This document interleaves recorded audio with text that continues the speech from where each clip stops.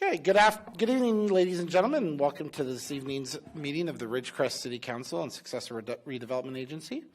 I'm going to go ahead and call the meeting to order at 5:31 p.m. Ms. Spurlock will be sitting in for Ms. Charlon, and go ahead with the roll call. Mayor Bruin. Here. Mr. Rajaratnam. Here. Mr. Blades. Present. Ms. Breeden. Here.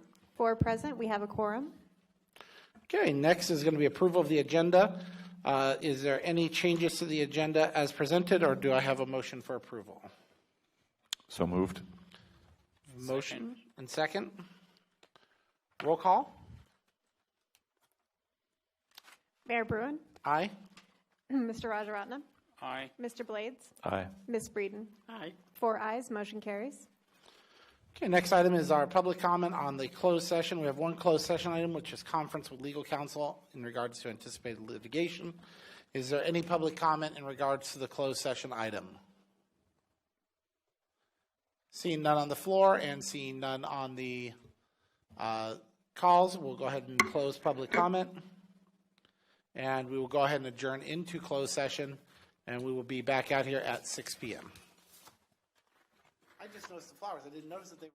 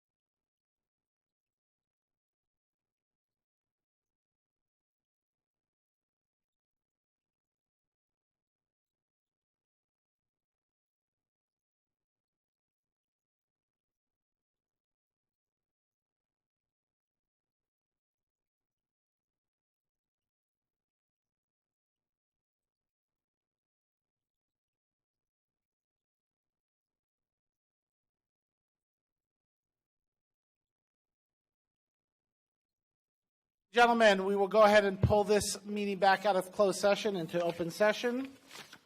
If I can ask everyone to go ahead and start our meeting by standing and saluting our flag with the Pledge of Allegiance. Ready? Begin. I pledge allegiance to the flag of the United States of America and to the republic for which it stands, one nation, under God, indivisible, with liberty and justice for all. Councilman Rajaratnam? Please join me in prayer if you would. Lord, thank you for bringing us together this evening. Thank you for this beautiful day. Lord, thank you for the freedom we enjoy in our country. Lord, be with this country, be with the leadership, guide them and lead them in their decision-making process, Lord. Lord, be with all of us, be with the City Council as we discuss so many issues. Lord, be with us, guide us, and give your wisdom. Let our decisions be beneficial to this community and for its growth. Bless everyone who are here, Lord. In Jesus' precious name I pray. Amen. Amen.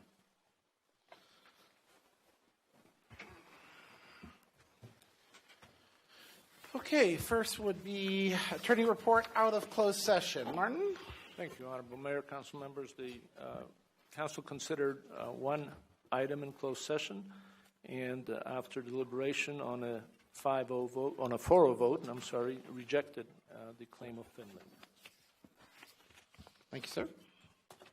Next item on the agenda is public comment of items not on the agenda. Persons wishing to address the council on matters within the council's jurisdiction and do not already appear on the agenda may do so at this time. Pursuant to the Brown Act, the City Council may not take action on any item. Speakers are limited to 5 minutes. The public comment section will not extend more than 1 hour. Each speaker is asked to provide his or her name, and specifically if you are here to speak on any of the ARP items, that would be an agendized item and not for public comment. Do I have any public comment from the floor?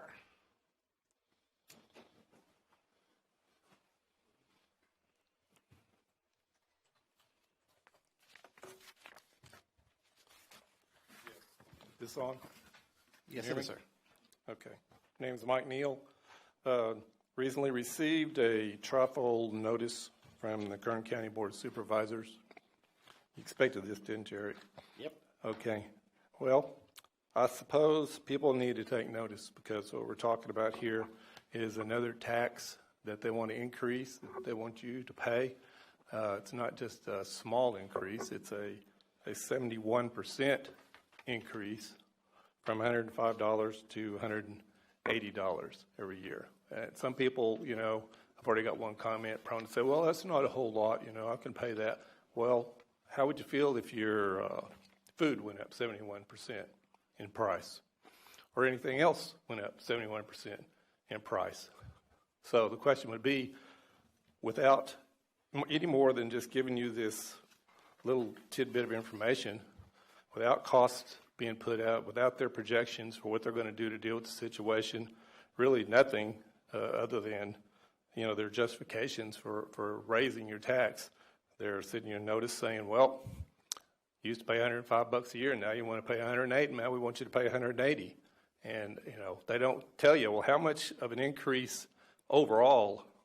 That's not in here. That's not in here anywhere. We don't know how much total they want to take in from this and how they're going to spend it and what they're going to do with it. So I suggest people in Ridgecrest say, you're not being accountable or transparent. You haven't given us full information, so we're going to vote no. But, you can't just say vote yes or no on these. You have to write a letter, mail it in, tell them no.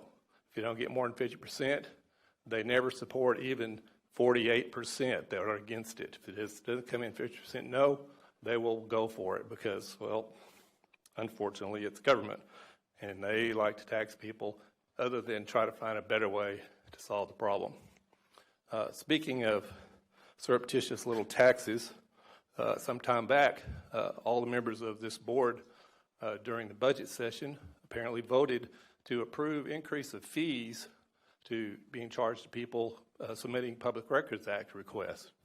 Now, I have the evidence and I have the emails supporting the fact that Mayor Bruin and Mr. Strand colluded together to figure out a way to push this forward to the council, mainly to try to suppress me from putting forward Public Records Act requests. So now, when I get one, first thing I'll get is an attempt at squashing my request, saying, well, you need to be more specific. It's too broad, even though I'm very specific. And so then that delays it more. Then I get an email response, for which I get charged by paper weight and a per page charge. So 51 pages of an email response, the last time I got, was $20 worth of charge for that. Somehow I've got to pay for paper weight and per page for an email response. Now, Mr. Blaze and I had some conversation about this, and I told him they need to get more on the ball about how to paste and copy things into emails. I did this for 15 years and never got charged for an email response.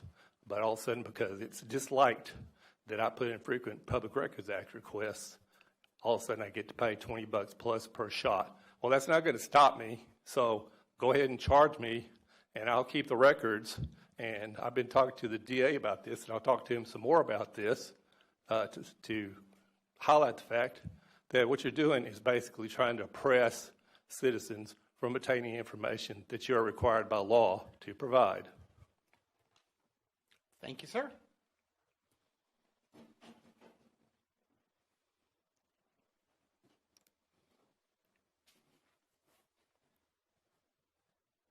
Evening, council members. My name's Robert Shine. I've lived here for 35 years, and we have come to the council before about the helipad at the hospital and the fact that when they wanted to move the pad or were forced to move the pad off of the government reservation on the east side of the hospital, they had sent letters out to us living right adjacent to the hospital saying they would only use it at very seldom times. And they actually did for like a good 20 years. They come in maybe 4 to 6 times a year, and they would come in directly from the east, and they only during the daytime, never at night, never woke us up. Then about, let's say 20 years went by. I have a preschool at my house.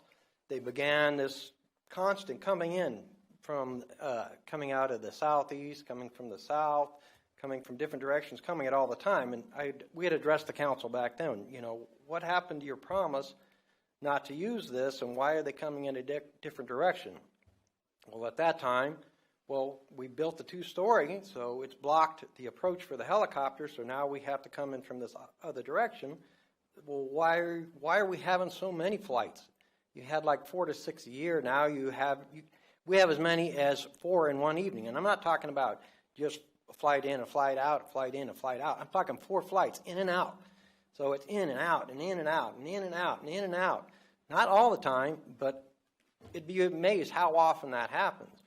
But now we've seen they've come to the city council saying, back at that time, when we came to you, they said they were going to move the pad over to the next to China Lake Boulevard. Well, that was years ago, and they haven't done so much as break ground, lay down a stake or anything out there to do anything. Now they've come to the city council saying, well, when we build this new pad, we want to keep the use of the old pad. Well, why would you need use of the old pad and have 2 pads? Why? Because the hospital has gone in and made some kind of contract with Mercy Air and created a hub here. So now do they not only fly people out, but they'll go fly off to go pick up patients from other locations and bring them to other hospitals. During the day and at other times, they'll fly out to Inyakern to go get fuel and come back. The amount of flights is getting ridiculous. The reason they want to keep the old pad is because they've created this hub with Mercy Air, and they have a helicopter that sits that pad constantly. The hospital owns the housing that the Mercy Air pilots stay in while they're waiting to get called on call for a flight. So they don't want to wake up their pilots to have to go move the helicopter off their pad because they got to pay them overtime to go out and move it. Why is it even there? Who said it was cool to create a hub here? Originally, we were told at that time in the past that it was to help save lives. It's not just about saving lives. It's about making money for the hospital.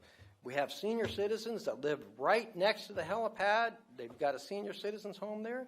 No complaints? The hospital owns it. Of course there's no complaints. But when those helicopters fire up, we have to turn off our swamp coolers because those engines, when they fire up, it smells like somebody just dumped 50 gallons of lighter fluid on somebody's barbecue. It goes into your house. You have to shut everything down just to be able to be there. There's seniors that live in those houses adjacent to me. The one next door, he'd be here tonight, but he's getting feeble, and he says he's got mental issues, and he couldn't make it here tonight.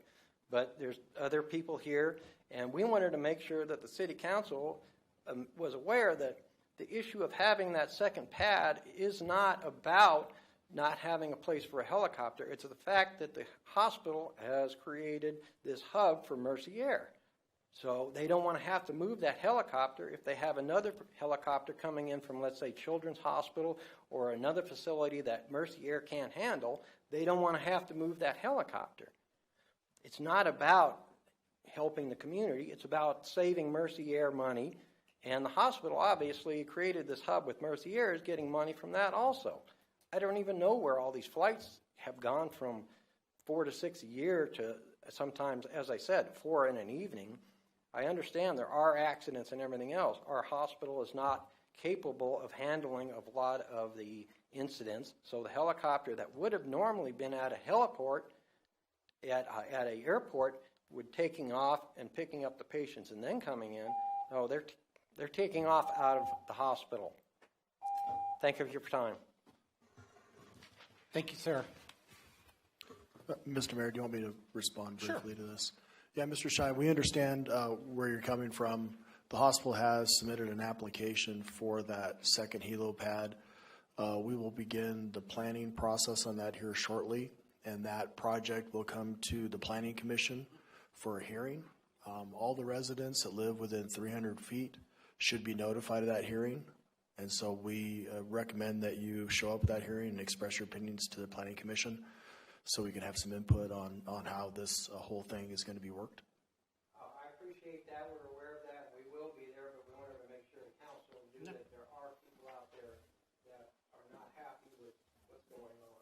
Thank you. Thank you Appreciate for it, coming. sir. Thank you. Hello, my name is J. Winkle, and I live right there next to the hub. And I've been here before and talked to you guys about how it affects us and stuff. And I think it's been great what they're doing and that they're saving their lives. And, I have several friends that have used it, and it's been awesome, my little nephew and really close friends. So just recently, there was a flight came in real late. My daughter was like, "What's going on, Dad?" I said, "Oh, they're taking care of people that are sick and need the help." So I was like, after they left, 30 minutes, I recorded it because I didn't want it. It was like 10 something. I got to get up at 4 in the morning. So I just sat there. I went out there and I recorded it. And sure enough, almost 40, the ambulance people were sitting out there just talking, laughing, chatting, joking around. I'm like, not saying a word, and they're all, "Oh, I got the video." So I hate to have that, but I know sometimes the proof is in what you actually can catch and show. So I got videos of the helicopters, several of them being on the same pad. They move over and how it is supportive. And I looked at the new proposal. So I think knowing that and what I have captured about them talking and just joking, and then finally they see me and they go, "Oh, we guess we should leave." And, the cars are just idling and smoke. And I was just like, not professional. I know they can do a better job. And they have. Mercy Yard has done a better job on the way they approach and take off. It's been a lot better. So very thankful for that. And I know this new proposal, where they're going to put it, it's going to be great. So if they can just maybe plan on how to position the new pad to hold, section over there to hold maybe 3 planes. So when they're worried about having to move one, call somebody to send it off to intercurrent like they said in their notes, the Exhibit A, about what they're planning on doing. If we can design and space that out to where they could have one come in, one being on deck, and still service and be right there. Because then, depending on the demanding of the wind and everything else, the way they got to take off, it's really not going to affect us that much. So it's going to be, the sound's going to be half, because the echo that we have coming off my house is right there. It just, you guys, you should just hear it. It's pretty loud. And talking about, Robert, about the smells coming in, that's another thing. And so I just wanted to bring that a point up to where if we could plan on making things better, because us coming all together and talking about it, that's how you're going to make things better. So I wanted to come and just voice that. So hopefully we can work on something a little bit better than what we have now. And not that parking lot. I know the hospital's paying, they're renting the area behind Mesquite. So if they could turn that into a parking lot, the old helipad, all that parking and this, it's closer for for the workers and patients, everybody else coming in. It's going to be more right there on the premises, because when they put the helicopter where they're planning on putting it, it's not going to really affect us as much, the noise-wise and everything else. So I just thought I'd bring that up, and I'll be back. I'll be back again to hopefully we can plan on something better, because I look at it, I do designing at where I work, and I know they can space that out to where they get a helicopter here and other than this. If they're putting 2 on this little thing that's now, and this big one that they're going to be put, would be amazing. So I just want maybe you guys to bring that to your attention, if they can maybe, we could design something better, than just what we have now, because it's that pad would be great to just, it's been helpful, but let's do something better. I know we can. So thank you very much for listening to me. Yeah, thank you guys have a great night. Thank you. Any other public comment from the floor? Seeing none, do I have any public comment on the phones? Caller, state your name. My name is Del Heinz. I'm here representing Mediacom Extreme. Go ahead, sir.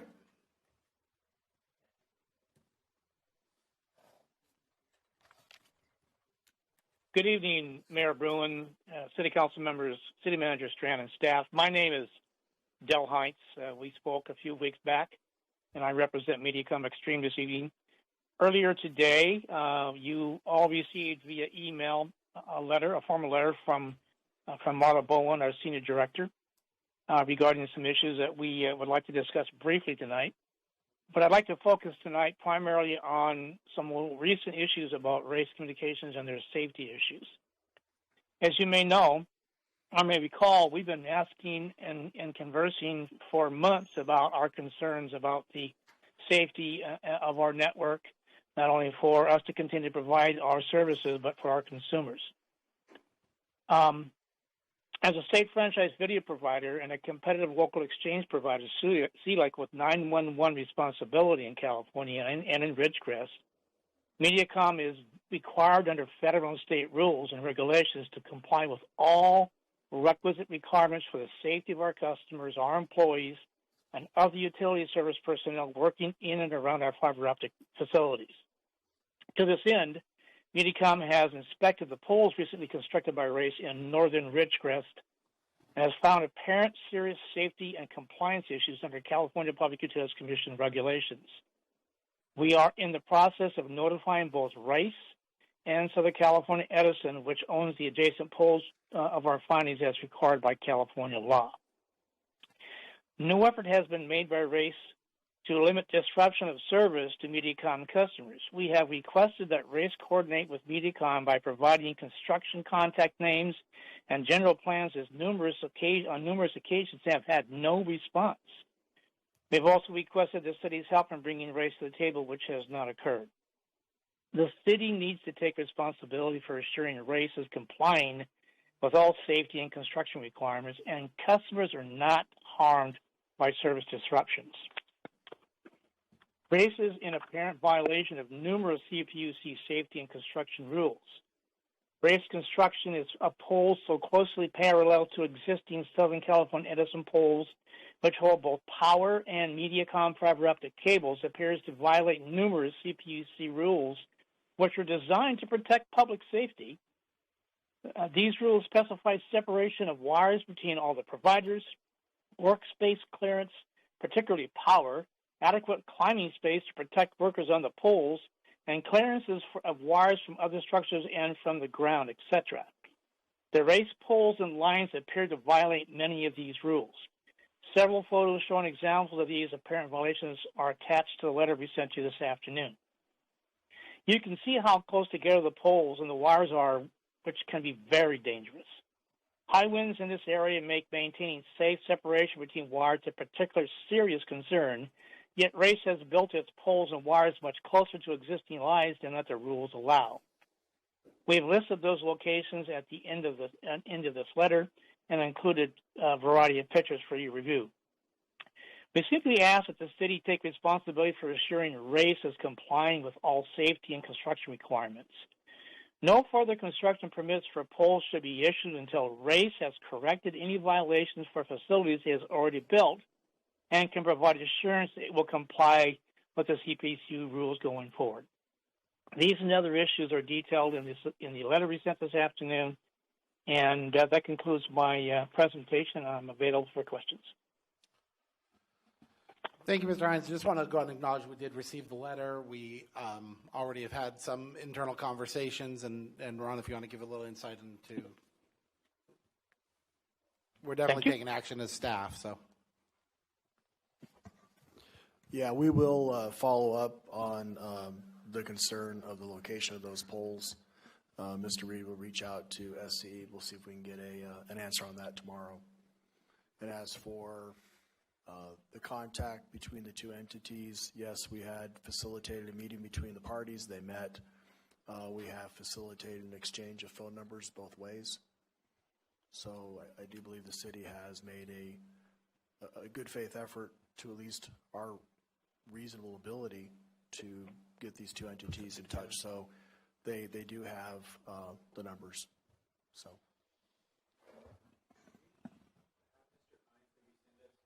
Thank you.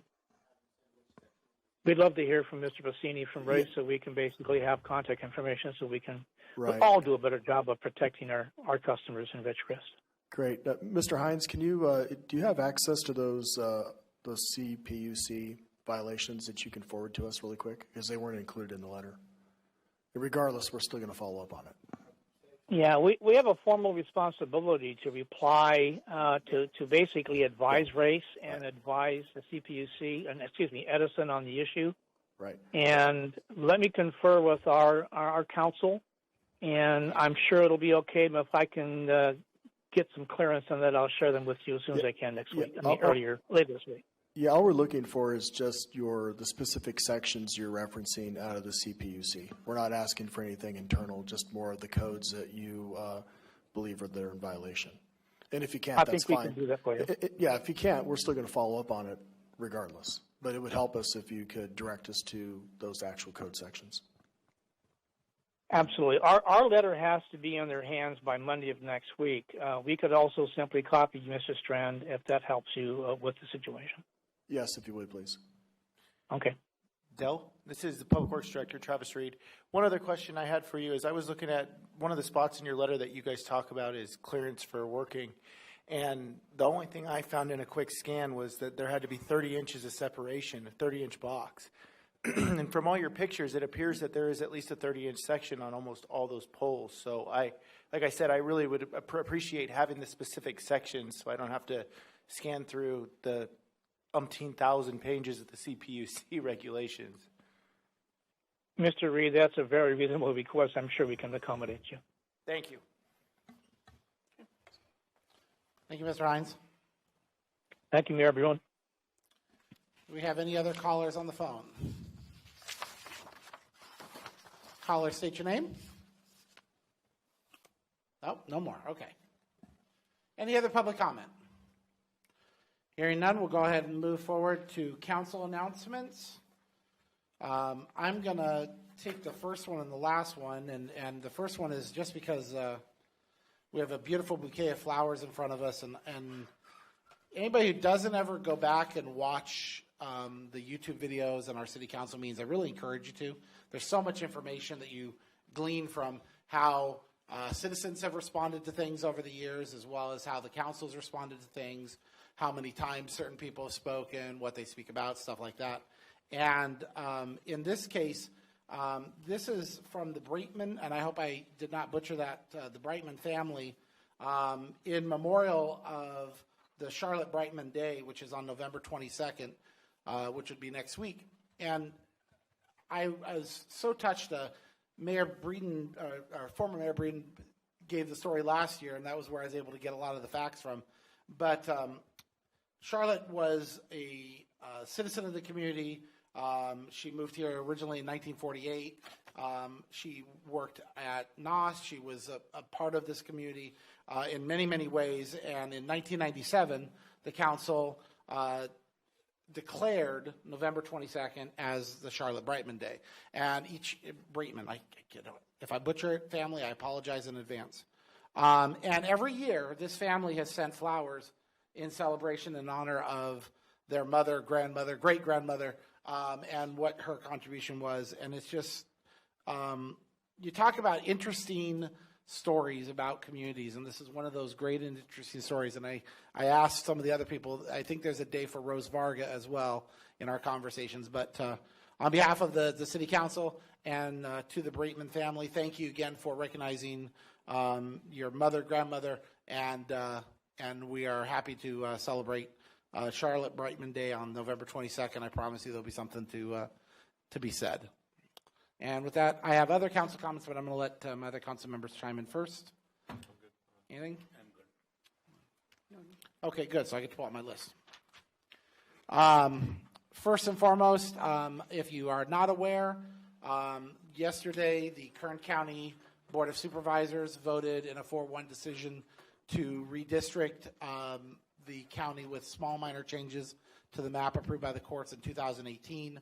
This will, the new mapping includes 2 districts for the eastern Kern area, which is the hub and spoke. That's an old term, but the key is that there is dual representation for the eastern Kern area, which is very important. There was a concerted effort to reduce that. I know there was many citizens who sent in letters at my request, as well as many organizations. I just wanted to personally thank all of you for getting involved in that process. It was extraordinarily important. The other one is I got a late proclamation, and I apologize we weren't able to get it put together. But November is the Family Court Awareness Month, and we'll have something on behalf of One Mom's Battle and the group that provided me the information. But really, I wanted to highlight kind of the importance. We talk about why we do these proclamations and why we remember and celebrate certain things. Is when we talk about Family Court Awareness Month, just imagine what we just went through this last 2 weeks ago or 4 weeks ago with the Judicial Council and the importance of maintaining our local court system and why it's important for recognizing these groups that are fighting to make sure that family court availability is in your community. I just want to imagine any one of those families out there that was in a custody dispute or in an estate dispute or anything else that was dealt with family court, and imagine having to travel to Bakersfield every single time you had a hearing or something else. It's a really important concept, and we'll be celebrating them at the November, I believe it's November 1st meeting? Yeah. December 1st, yeah. I'm trying to go back in time. And last but not least, I covered that. That's it for council comments. Okay. Next is ordinances. We have one ordinance for introduction and first reading of the Ridgecrest City Council amending the Ridgecrest Municipal Code regarding family daycare homes. Heather? So this proposed ordinance amends family daycare home regulations. Senate Bill 234 changed how cities can address family daycares. So the city must treat large family daycare homes the same as small family daycare homes or any other residential use. The city may not require a business license or impose fees. The city may not require a permit or impose any other restrictions that do not apply to other residential uses. This proposed ordinance amends the municipal code to comply with the state law. All family daycare homes will remain subject to the State Department of Social Services Child Care Licensing Program regulations, and all family daycare homes will be subject to city regulations applicable to residential uses. So the amendments just include changes to the definition for family daycare homes as defined in the Health and Safety Code section 1596.78.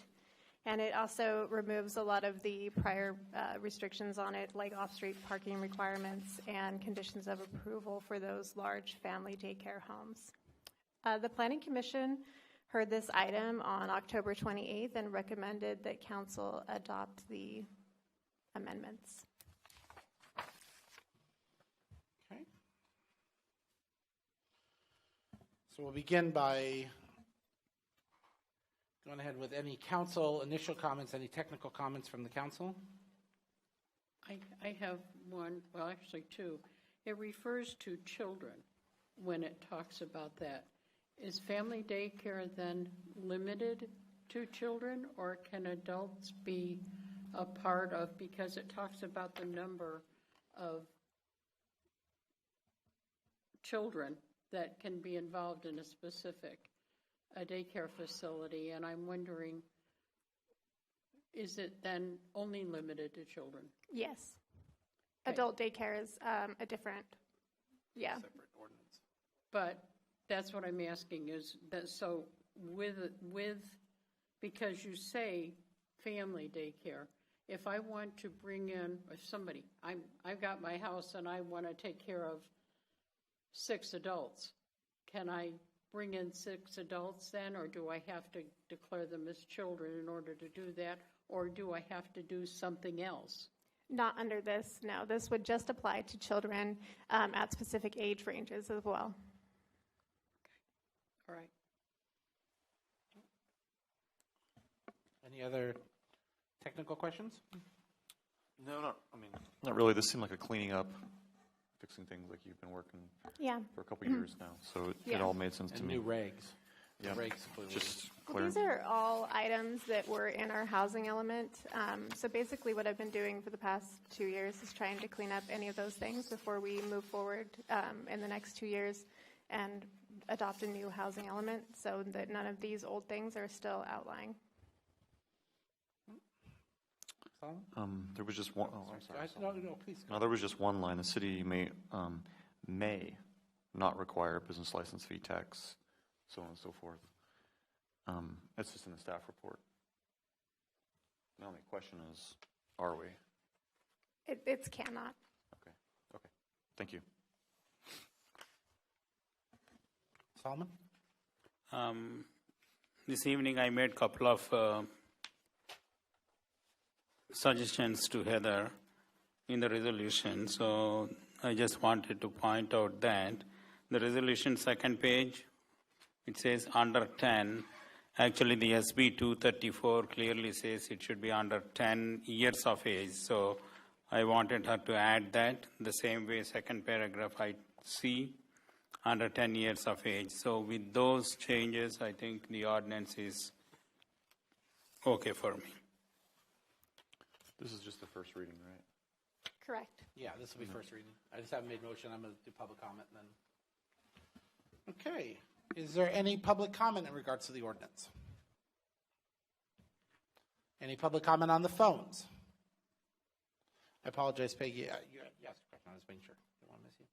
Okay, with that, I will bring it back to council and ask for a motion to waive the reading in full, an ordinance of the City Council of the City of Ridgecrest, California, amending the Ridgecrest Municipal Code regarding family daycare homes. So moved. Second. We have a motion and second. Roll call. Mayor Bruin, Aye. Mr. Rajaratnam, Aye. Mr. Blades, Aye. Ms. Breeden. Aye. 4 ayes, motion carries. And then I'll ask for a motion to introduce by title only an ordinance of the City Council of the City of Ridgecrest, California, an ordinance amending the Ridgecrest Municipal Code regarding family daycare homes. So moved. Second. Motion and second. Roll call. Mayor Bruin, Aye. Mr. Rajaratnam, Aye. Mr. Blades, Aye. Ms. Breeden. Aye. 4 ayes, motion carries. Okay, next item is item number 2. This is a discussion action item. This is authorization for the city manager to sign a notice of completion for the Tamarisk Avenue Improvements Project, for the city clerk to file the notice of completion, and for city staff to release retention in the amount of $12,670.06 to Nagel Earthworks within 30 days. Mr. Reed.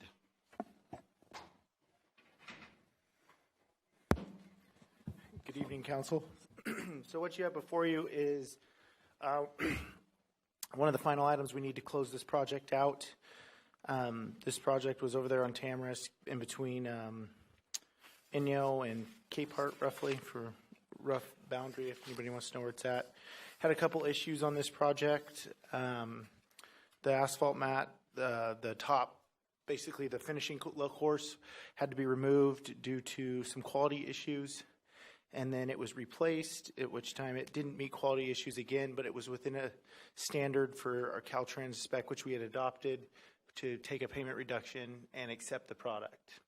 So with that, we took the original contract amount. We had one change order in the amount of about $21,000 and change. And with all the deductions and costs of additional inspection, engineer oversight, things like that, we came up with a number of around $61,000 that we need to withhold out of this contract.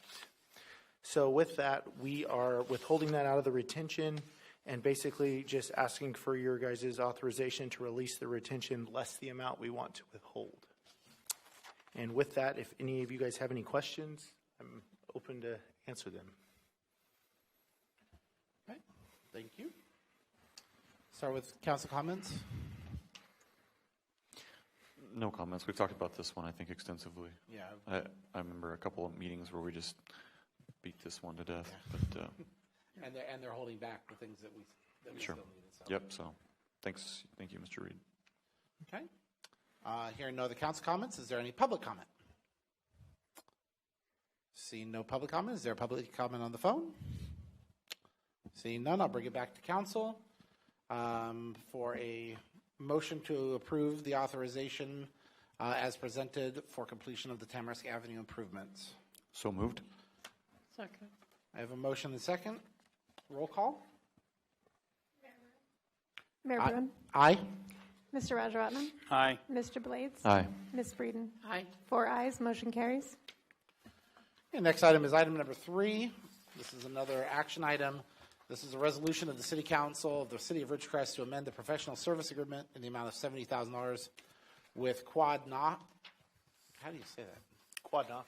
Quadnoff? QK. Okay. They do, it's a DBA. QK Engineering? There you go. They do a DBA Perfect. as QK. For additional construction management services on the Tamarisk Avenue CMAQ project, and authorize the city manager to execute the amended agreement. Mr. Reed.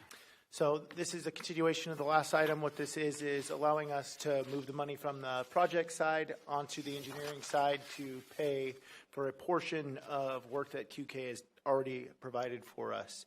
The reason why we're asking for $70,000 is there is some minor cleanup that needs to be done, and there's also some outstanding fees from a post-construction audit that Caltrans requested with us on this project, which is we always put that in our RFPs, but we don't have them show a cost for that because it's random. We don't know if we're going to get audited or not. Obviously, with all the issues with the extensions we've had to file with this project, it got audited. So essentially what you have before you is just clean up so we can move money and track it. And I would say, that I think there were about three of us going, we're hearing something. Yeah. No problem. So essentially it's just clean up so we can move the money and pay the people we need to pay out of this project. Fantastic. Okay, any council questions? No council comments. We'll go to the public. Is there any public comment? Seeing none. Is there any public comment on the phones? Seeing none, we'll bring it back to the council. Do I have a motion for approval? Do I have a motion for the resolution of the City Council with the professional service agreement with QK Engineering in the amount of $70,000 for construction management services on the Tamarisk Avenue project? So moved. Second. I have a motion second. Do I have roll call? Mayor Bruin, Aye. Mr. Rajaratnam, Aye. Mr. Blades, Aye. Ms. Breeden. Aye. 4 ayes, motion carries. Thank you very much. And now we get to the fun part of our evening. So item number 4 is quite simply titled American Rescue Plan Act Workshop. And this is the item is going to be presented by Cherie Friese. I like to make it sound pretty, okay? What do you want me to say? And this is something we've been working on now for several months. This is not, we're just starting. This is, tonight's workshop is going to be about hearing from our staff. Each of us met with the city manager and with the different departments over the last several weeks. We've been preparing our lists and our conversations. What are the things that we're wanting to see happen? For those of you that are unfamiliar, the American Rescue Plan is funds that was approved by government legislation in early 2021 and provided direct funds to cities and municipalities with goals attached to them, from restoring funds that would have been lost under COVID to broadband improvement to capital improvements. There's a wide range, and as you would imagine with any legislation, the book on it is probably about that thick. And we've asked her to read it more than a few times, and then to read it again with a new idea, and then to read it again, and then to read it again. So with that, we will go ahead and let her do the presentation. I do want to make sure that the audience understands that at about 7:35, if we are still in a discussion, I will be standing up to leave, and that's so that I can make public comment at the California State Redistricting Commission hearing, which I have a window between 7:30 and 8 p.m. in which to provide public comment on behalf of the city. And I just want to make sure that if you saw me stand up or if I call for an adjournment, that would be the reason. I do apologize. We tried more than a few times to get an earlier appointment, but we did not succeed. So with that, Cherie. All right. Good evening, Council. So, all right. Let me make sure this works. There we go. The American Rescue Plan was signed into law on March 11th, 2001, and it provides one-time fiscal relief funds to state and local governments and other programs, and it's aimed at mitigating the continuing effects of COVID-19 pandemic. It includes state and local fiscal recovery funds to support urgent COVID response efforts to decrease the spread of the virus and to replace lost public sector revenue to strengthen support for vital public services, especially for the most vulnerable in our communities that have been impacted. The City of Ridgecrest has received $3,465,479 thus far, and we will be receiving the same amount in July of 2020 for a total one-time funding of $6,930,930,958. All of these funds have to be obligated by December 31st, 2024, and they have to be spent by December 31st, 26. Any funds that are not spent by that date must be returned to the U.S. Treasury. The uses for these funds are to support public health expenditures, address negative economic impacts caused by the public health emergency, replace lost public sector revenue, provide premium pay for essential workers, and invest in water, sewer, and broadband infrastructure. Within these overall categories, recipients have broad flexibility to decide how best to use this funding to meet the needs of their community.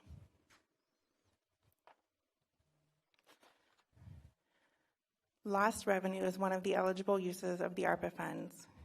The interim final rule gives recipients broad latitude to use the funds to provide government services, including but not limited to maintenance of infrastructure, modernization of cybersecurity, and public safety services to the extent of reduction in revenue. The City of Ridgecrest lost revenue calculation is $2,463,564. SB 3011 would allow all of the other funds to be treated similarly to the lost revenue funds if it does pass. The city staff has been meeting weekly to discuss potential projects that best align with the local community service priorities and needs. Staff has also been meeting with various groups and organizations to obtain their input. At this workshop, staff will be presenting our ideas for projects that make best use of this one-time funding based on the community feedback. These quotes and timelines are estimated, and the official projects will be brought back to council for official approval via resolution. So at this time, we're going to go through the projects one by one. I'm going to start, and I'm going to go over the first three projects that we've already approved. And then we'll go over to Narissa, and she's going to go over the Parks and Rec projects. And then Matt will go over the IT projects. And then Travis will do the public work projects. I have a quick question. Sure. I don't think we have quite the same lead time issues I'm used to, but do the funds have to be on contract with some of these? So they have to be on contract and allocated in that form, not spent by 2024? Correct. So they have to be on contract. I would say in a PO. Okay. Okay, that makes sense. Sorry to stop you. No, you're fine. And that's just now, because, I mean, they've already got one piece of legislation to edit the rules and another rule, and you can see how that might cascade over time. I can, yeah, indeed. Okay, sorry, go ahead. You're fine. So the first project that we have already approved was the California Welcome Center contribution. The approved project cost was $649,000. And yeah, I'm not really going to go over too much of that because we already approved that and we went over that in detail. And then at that same meeting, we also approved. Maybe real quickly, Sri, how would members of the public have access to this presentation? I'm just thinking out loud. If any member of the public that would like it, they can email us after the fact. Sure, they can email it. This was just provided to us tonight, and we're also going to be attaching it to the minutes of this meeting. So they can email me directly. I can provide it to them. Or we're going to be attaching it to the minutes of this particular meeting. Online or something. Online. So, Agenda Center. Yeah. Great. Thank you. So, Sherry, just for the benefit of public, this is only for discussion purpose. We are not approving Correct. all these things, right? Yeah, all of these projects that you're seeing tonight, aside from the ones that we've already approved, they will be coming back for official approval via resolution. We can also easily just post it on the webpage. Yeah, there's a lot of wonderful information here that you guys put a lot of hard work in this, I can already tell, and that's, I'd like to see it out there to the public see it. So yeah, at that same meeting on the 6th, we also approved 8 additional Ford Police Interceptor utility vehicles with packing heat software.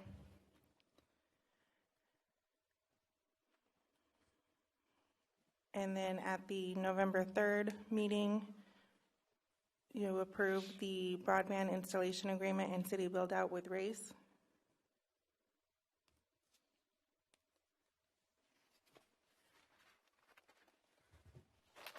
And then one that we are hoping to bring to the council at the December 1st meeting is a one-time essential employee hazard pay to be paid to all full-time employees.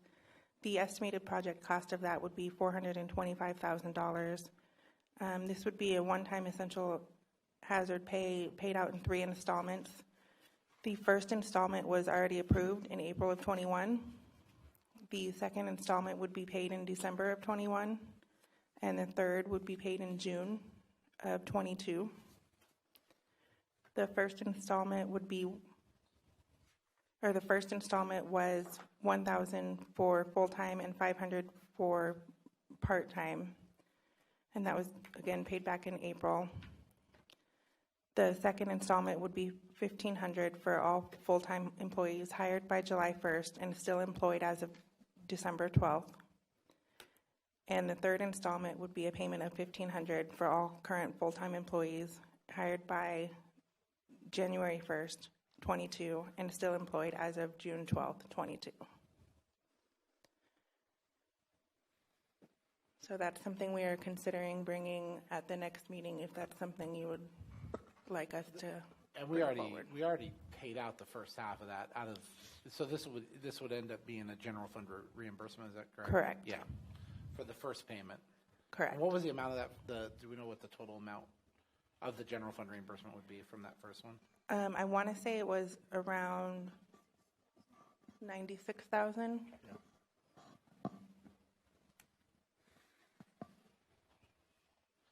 And would you prefer that we stop and ask any questions in between each one with that, or would you rather? I'm fine with questions in between.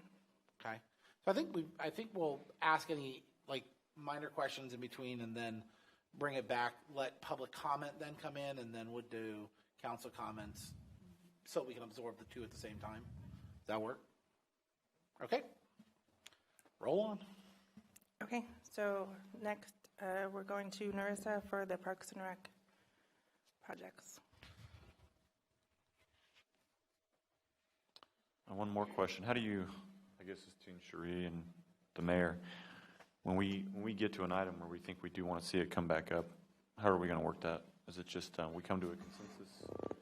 When you say come back up, you mean Next in workshop writing to be discussed comments again, or right? to Yeah. be discussed again? Mm-hmm. Well, every item has to come back up before the council again, because we're not approving anything tonight.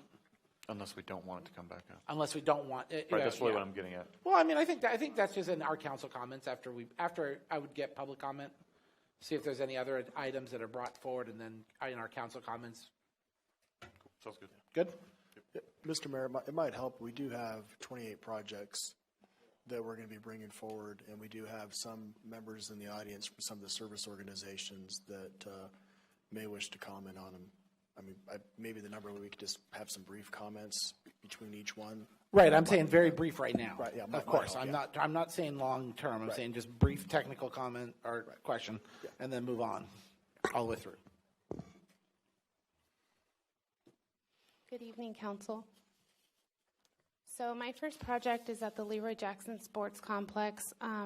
In the process of seeking out projects, I spoke with a lot of the organizations that rent our facilities and got feedback from them. So a lot of the projects that are brought forth to you come from the community members that use these facilities.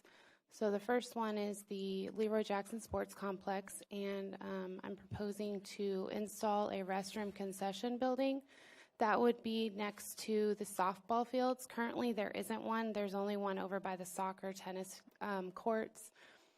And at night, when you've got young girls playing out there, there's a risk. I mean, parents are nervous sending their children to go that far to use the bathroom, or they have to go over to the Kern County Park to use the restroom. So that is the first project. The estimated cost that I got was $325,000, and that would be to create a path of travel from the existing parking lot down to the square where you see marked for the bathroom. And I have some other pictures too for you guys. So this is the type of building that we would be putting in there. It would have 2 single restroom doors and a concession building on it. So it would allow our sports organizations who rent to be able to sell concessions when they're using it. And this is just kind of a Google Maps view, shows you where the bathroom would be located. It's also got a couple of the other projects that are coming up for the same area mapped out on there as well. So this goes to the softball fields also. So on our varsity field, when it was first built, it wasn't built with playing at night in mind.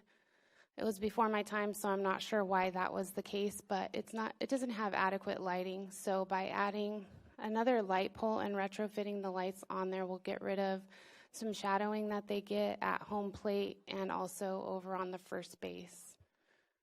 And after speaking with the lighting company, they provided me this. It kind of shows the current lights are over on the left side, and then on the far side next to the dugouts would be the light posts that would be added. The other 3 are already existing, and those would be retrofitted to LED, so that shows like the light coverage.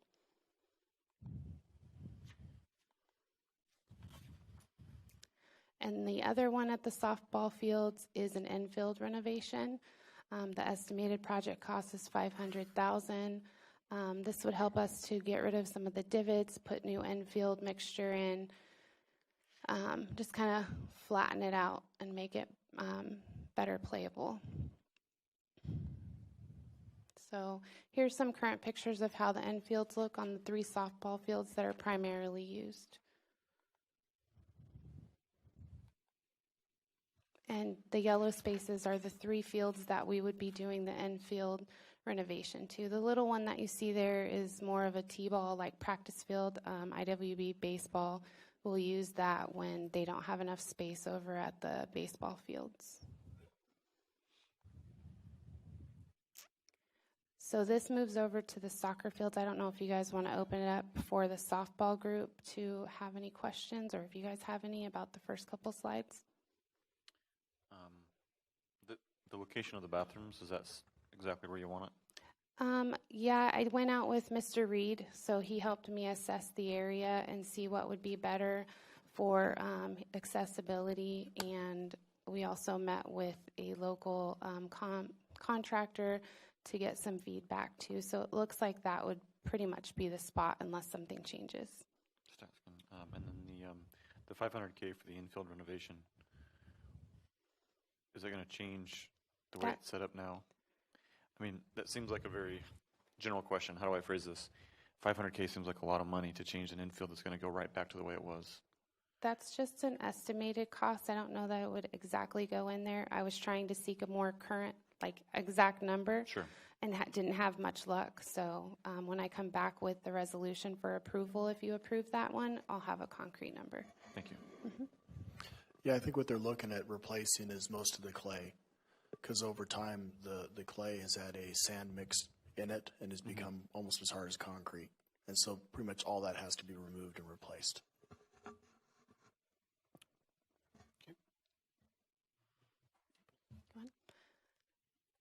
So now we move on to the Matt Armstrong soccer fields. We met with IWV football and asked them, some improvements that they would like to see over at this complex. This is primarily used for them, as well as we hold a lot of soccer tournaments over there. So IWV football asked if we would be able to move the 2 light posts that are centered in the middle of the field. The reason why they're in the middle of the field is because it's designed for a soccer field, but if we move them to the outside, which you'll be able to see on this slide, the two on the ends, or in the middle would move to the ends of that row, and it would still provide adequate lighting, and it would not eliminate the use of soccer on those fields. So we would have a more multi-use field. That way there would be more space and less risk of people playing football running into those light posts. And you think it's going to be sufficient, the 2 poles, or they need to be added lights? Yes, I think after speaking with the sports field lighting company that specializes in it, this was their suggestion on the light placement, and it shows like the coverage. So based on their experience, I would say yes. And the projected cost of this is $210,000. Next is the tennis courts, which are over at the Leroy Jackson Sports Complex. In doing this, I learned that these courts are in severe disrepair. 3 of them are unrepairable. We actually need to put a post overlay on them.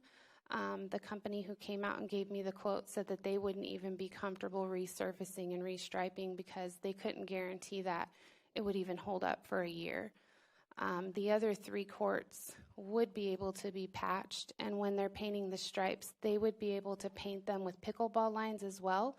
So 3 of the courts would be dual-purpose courts, which would allow our pickleball group to be able to play whenever they choose. We would still offer pickleball indoors in Kermagee to allow them the opportunity during the hot months and the cold months, but this would allow for any time they want. Also for this area, I was asked to obtain a cost estimate to add lights over at the tennis courts. I'm still waiting to get that back. I have been in touch with the lighting company that provide me the other ones, and they'll be working on it over the next week or so. And once I have that, I'll bring it back to council.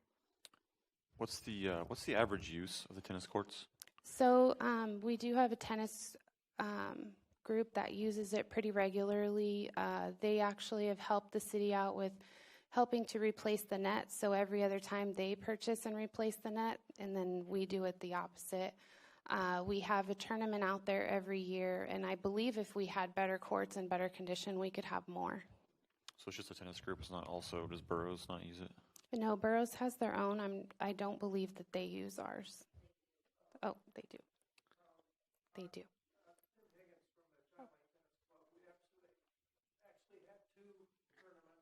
Mr. Higgins, can you come up to the microphone? Yeah, unfortunately, the with it streaming, they can't hear from the audience. The microphones are very specific. I wish we had a microphone I could just pass around. That would be an efficiency, but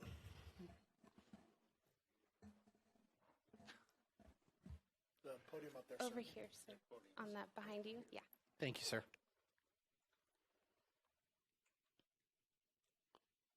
I'm Tim Higgins from Lake Tennis Club, and we have 2 tournaments, one in the spring and one in the fall. The high school courts are used for practices and their matches, but they are not available for the students to use other, like out of season. So out of season, they're all over at the city courts practicing. So there's year-round use.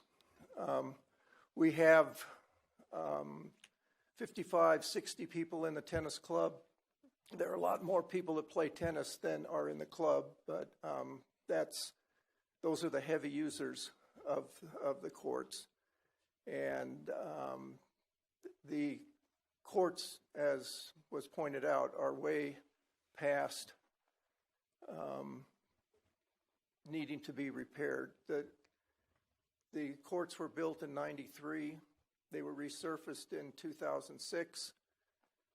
That's 13 years. They're supposed to be resurfaced between 4 and 8 years. And now it's 15 years. The bad courts that were mentioned earlier really fell apart after the earthquake. And it looks like there was a fault that went through the south end of the courts, and they tore up the courts pretty good. So there is a constant use of the tennis courts like any other facility. They're not used every hour, every day. But there's weekend groups, retired people that are playing, that have their Monday mornings, Wednesday mornings.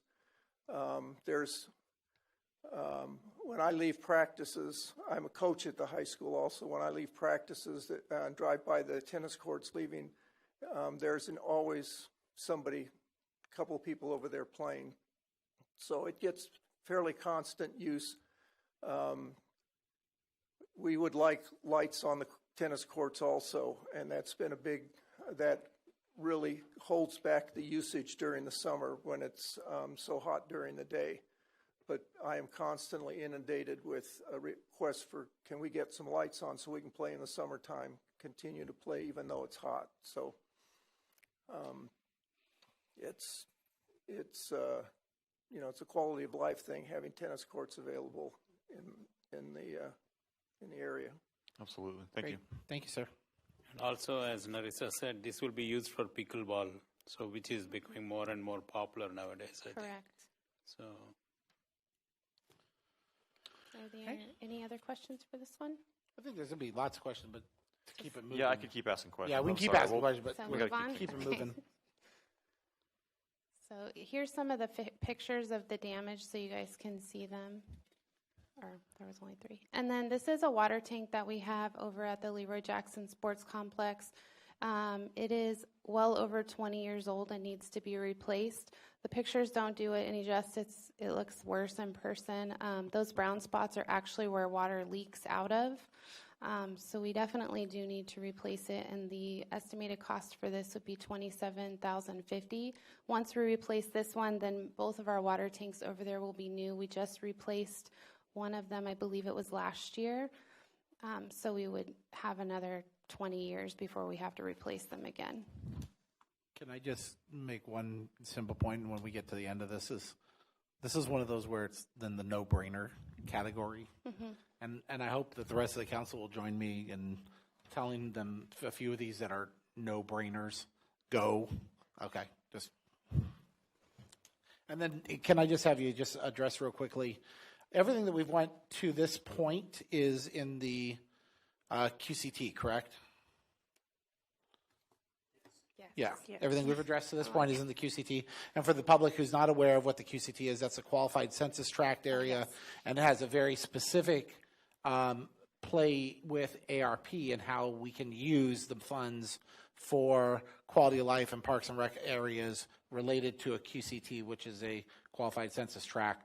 Just want to make sure the public understands why there's a block of these. And secondarily is many of these projects we may also be able to push through the Clean California program, which may open up other opportunities down the line, which is why everything is not approving all in one, but rather as each project moves forward.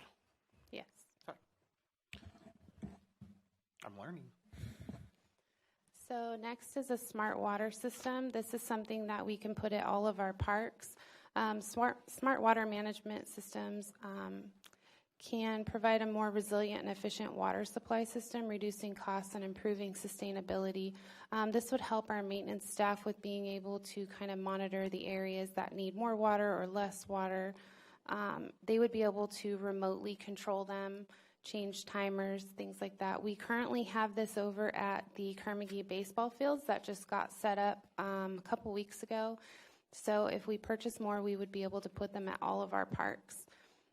The additional cost every year would be $1,600, and that's to cover all of our parks. For the service plan, it's a yearly service plan that we would be paying for. So I just included some pictures of the parks just to kind of show you guys. Not that you don't know already, I'm sure. The parks where it would be placed would be Pearson, Leroy Jackson, Upjohn, Freedom Park, and then we have the Denny's Corner, which I don't have that on here. Now we'll move on to the Kerr-McGee Community Center. This facility is highly used for different events, weddings, quinceañeras, banquets, you name it. We have large events here all the time. Our flooring is original to the building, so it's been there since 1989. It's starting to raise up in certain areas, separate at the seams. There's gouges, stains. It's beginning to ripple. The pictures, it's kind of hard to see. I tried to include them for you. If you're curious to see them in person, you could always stop by and I could show you. And the estimated cost to replace the banquet hall flooring would be $75,000, and this would be replaced with tiles. So instead of having that sheeted laminate, it would be tiles, which would allow us to replace sections at a time if we had noticed any severe damage that needed to be replaced. So it would help us to be on top of the maintenance of that floor a lot better and not allow it to get in such poor shape. So here's some pictures just to kind of show you things that are happening.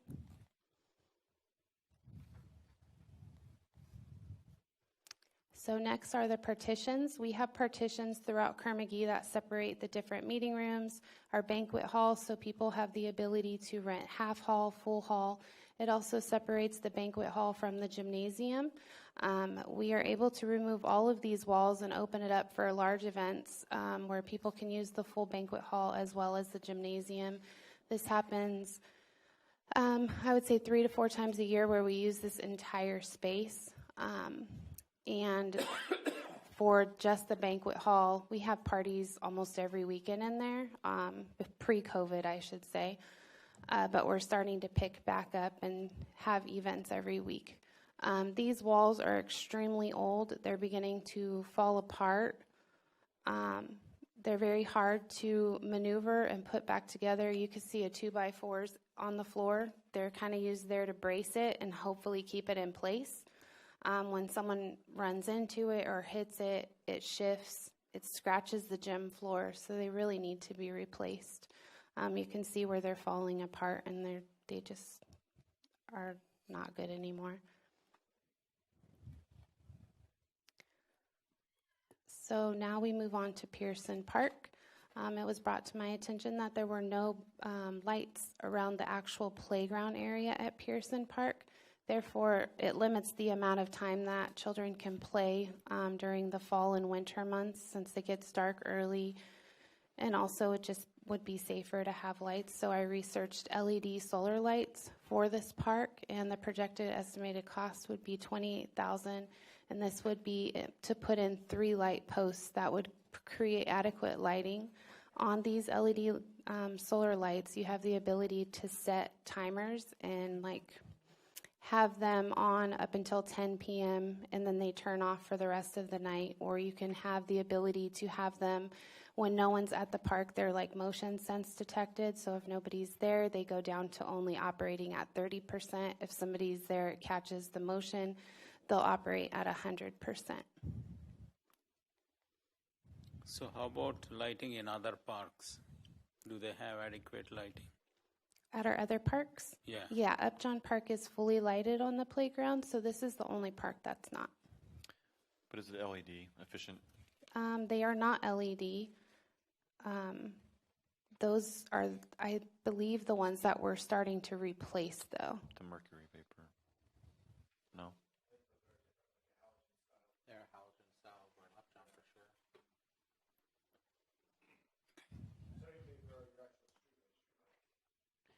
How much would it be to replace those? The ones in the playground? I didn't look into the Upjohn ones, but I can. It's okay. I'm not trying to add stuff to your list. You got enough. Sorry. Go. The good thing is to bring that up, though, Kyle, because we already know we talked about we don't have lighting yet for the tennis courts as one of those. So these are that's what we need. Yep.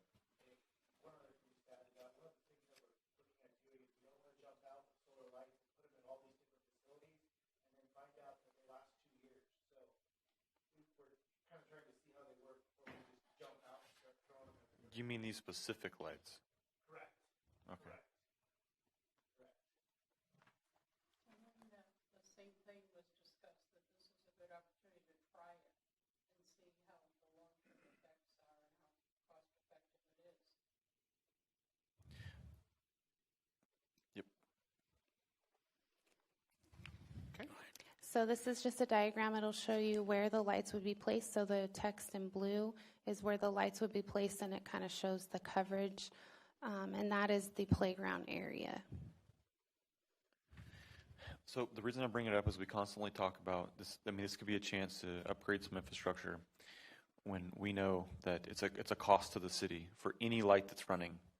It's an immense cost to the city. We've talked about landscape and lighting districts, and in multiple projects so far, we've talked about adding lights, and that's a cost. It's been a cost to the teams, right? Because they have to rent and pay money to run the lights. So it's just in the back of my mind that I'm making sure that we're thinking in this future costs to the city for lights running. That's all. So these are the solar, so I don't think that there'll be as much of a cost for this park. Not as anyway. much, but when I think about the rest of the parks and if they're all halogens, it's expensive. So don't want to get off on a tangent. Thank you. So now we move on to the Kermagee baseball fields. So after meeting with the IWV baseball board, and we asked them what type of improvements they would like to see at the complex. They mentioned a few things, and the main one was adding a field. They wanted to add either a Shetland field or a Pinto-sized field. So when staff did all of our weekly meetings, we discussed, and there was some suggestions on doing a Pinto-sized field. That way it could be used for Pinto age or Shetland, so it would kind of serve two purposes. On that field, we discussed whether to have live grass or artificial turf. So I did obtain two different quotes for them to compare. And at this point, the estimated project cost is $1,050,000. And this would be a completed field with turf, lights, everything on it. So I included also, there's a slide. Let me get to it. I think it's back further. Hold on. Sorry about that. So in the back where that green area is would be where the new field would go. So I'm going to go forward again. Sorry.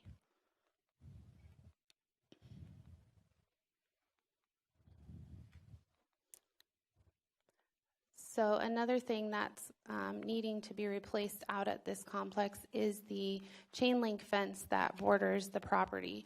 It's been hit several times by vehicles or who knows what. Our maintenance staff have done what they can to repair it. And also, as you can see, it's not slatted, so it doesn't prevent any dirt or debris or anything from blowing in and on those fields.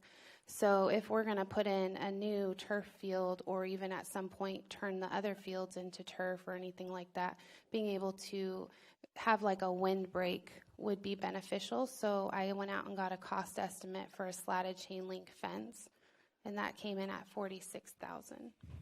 Sorry if you said it before. I was reading ahead. Did you decide on turf or? That's still kind of in discussion. That's going to change the cost quite a bit, isn't it? Yes. So I actually did do a breakdown before I came in tonight because I kind of had a feeling that question was going to come up by you. Good guess. Let me get to that slide. Sorry. If you want to wait for a while, we can do that. I just know it's going to change the cost. I know the maintenance of it's going to be different. Why don't we come back with that after public comment? Yep. Does that work? And that'll give Dursa a chance to do some. Yeah, the cost of turf is $1 million. Yes. I have the slide if you want to hear it now. So for turf field with lights, the turf alone is $961,362 plus $190,000 for the lights to go on that field. So it's actually $1,151,000 project. So that number is actually a little low with the lights on there. For grass, it would be a total with lights is at $825,000. So you could see the huge difference in the cost.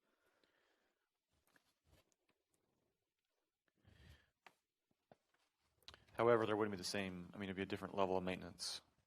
Totally different level of maintenance. Yes. And not having to go back and let's keep moving. I'm gonna ruin this meeting. Remember, we're going to have lots of times to debate them at a future date. So, So for the slatted chain link fence is $46,000. This is pictures of the type of fencing that would go up, similar to that. Another thing that IWV Baseball had mentioned was spectator seating shade. We all know it's extremely hot. They're out there sitting in the sun. None of our bleachers have shade on them over there. So to cover all of the bleachers on the baseball side would be $183,000. So we would put in similar to this. So it'd be a lot like the ones that are going at the Leroy Jackson Sports Complex with the other grant money. So you can see the white triangles are all of the areas that would have spectator shade.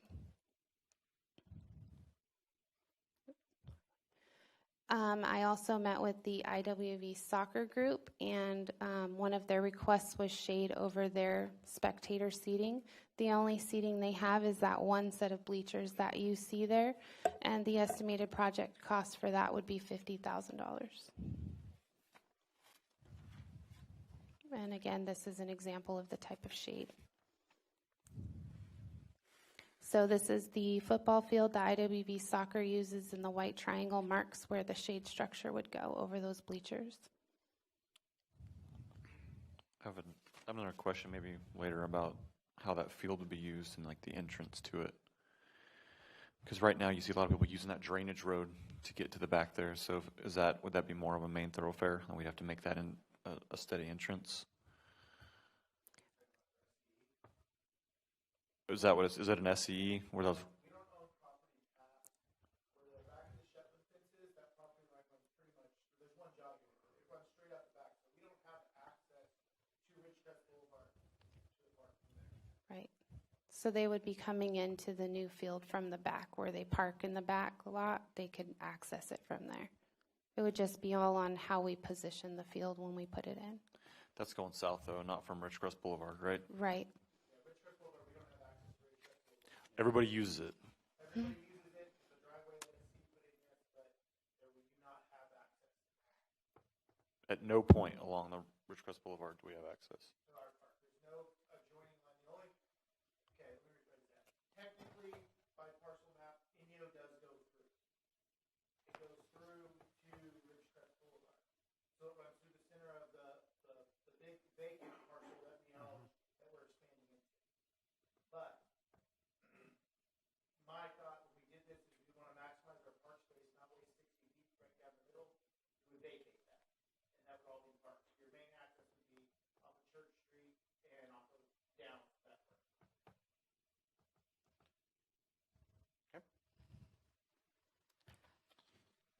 So I had a couple of other projects that need to be done, so I put them in here as catch-all projects. So if there's any funding that's left over, then these are projects that I would like to bring back in front of council to get approved by resolution to do. Our gazebo and bathroom located at Upjohn Park, the roofing is shingles, and the kids like to climb on top of there and peel the shingles off, and when the high winds come, it blows, so it creates leakage. So if we were able to replace that roof with metal roofs, that would be great. So the projected cost for the bathroom would be $7,500, and the gazebo would be $13,500. So here's some pictures of it. You could see where shingles are missing. It's pretty old, so. And Leroy Jackson, we have a bathroom concession building by the tennis courts, and again, another roof that has shingles as well as slatted boards, and the kids like to climb up on top of that too, and the fear of city staff is that kids are going to fall from that because it's not a solid enclosure. So we would like to replace this roof with a metal roof as well. This is over a 30-year-old roof, so it needs to be replaced, and we're recommending replacing it with a metal roof as well, cost being $16,200 estimated. And there's some photos just kind of showing it. So that concludes my slides. If you have any questions. We'll bring you back up. Okay.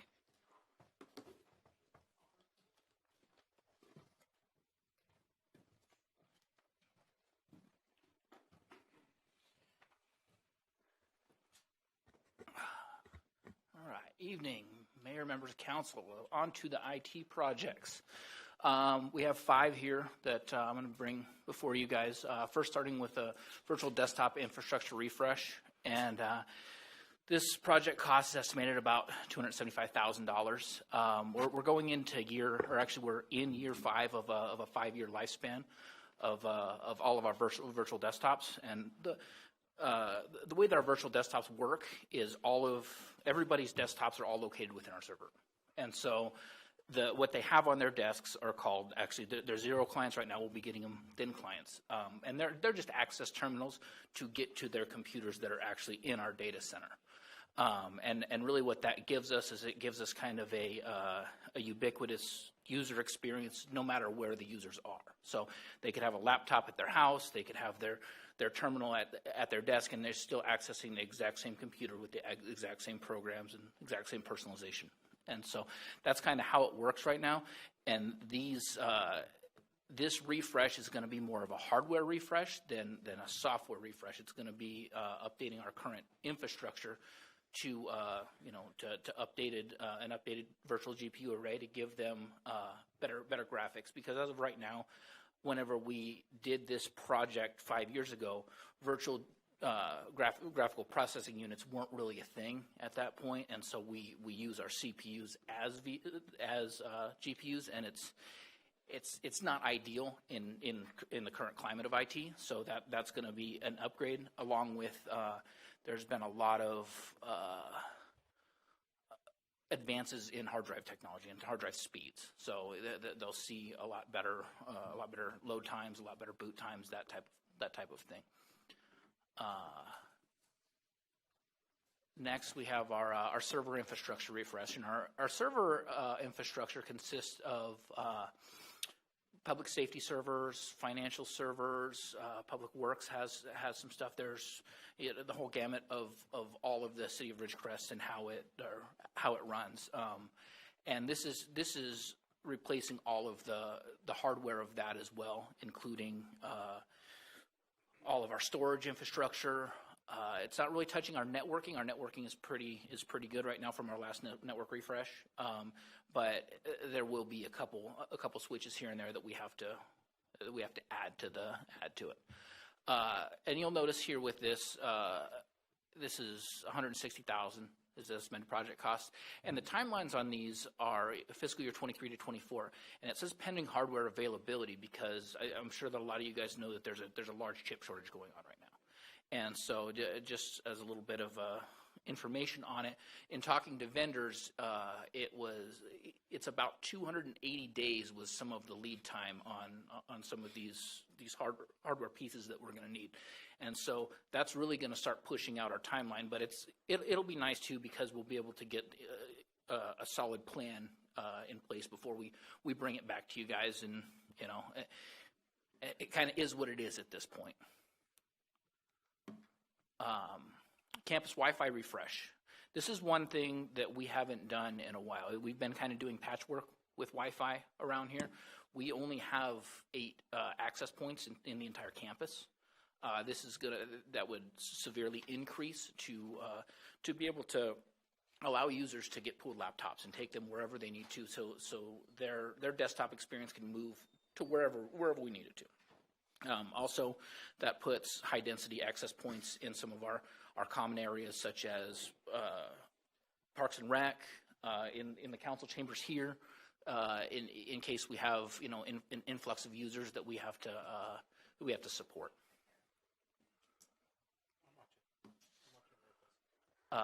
Conferencing terminals. No, you're good. This is one that we did with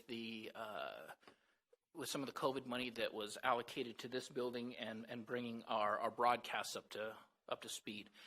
And these conferencing terminals, we put these in some of our conference rooms, and we've seen a lot of use out of these. People use those as a secondary office in some aspects, and they'll go there. They'll do it for team meetings. They'll do it for projects that they're working on, so that they can bring everybody into one spot.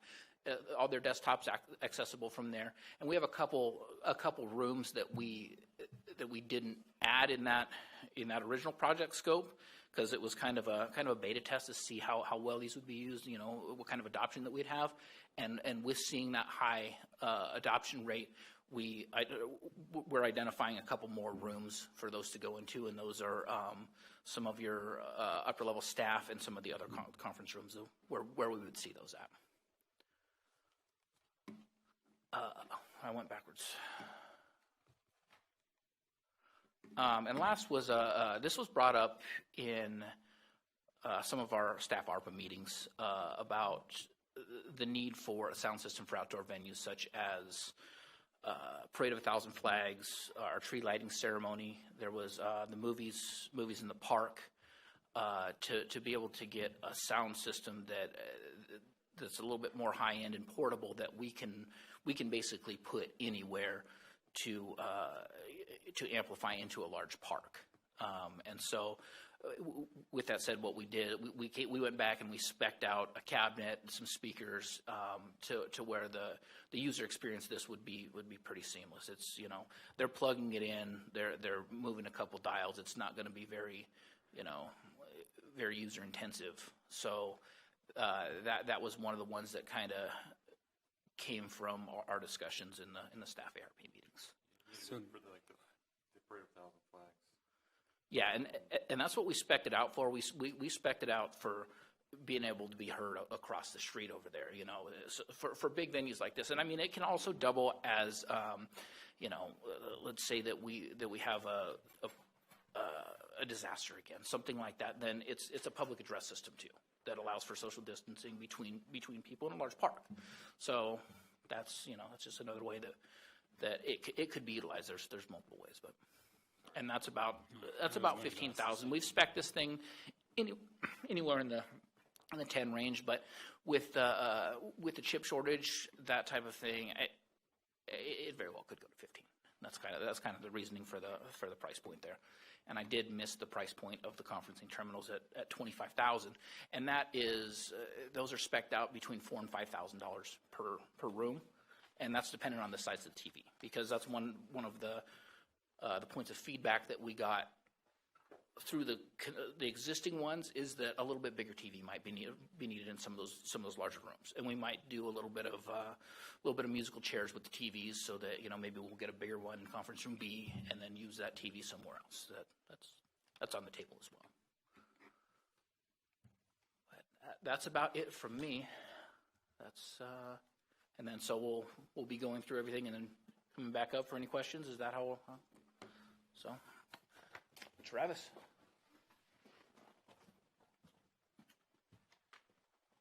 There's just Narissa that's taking the beat. Yeah. Poor Narissa's got the brunt of this. I tried to remove myself from these as much as possible, but I don't know for sure if that's going to be happening. So anyways, Public Works has a few projects to talk to you guys about. Our first one is a document scanning data management system.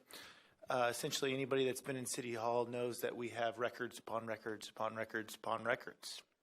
A lot of these are frequently accessed or asked for, especially in our building department, by realtors, by developers, by homeowners, by people looking to buy houses. So we have a lot of human-to-human contact with the public, a lot of time wasted taking these files and scanning them.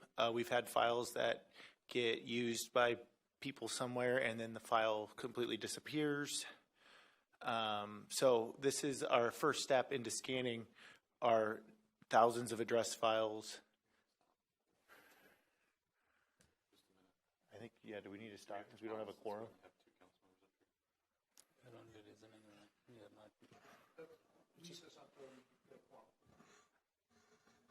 Go ahead.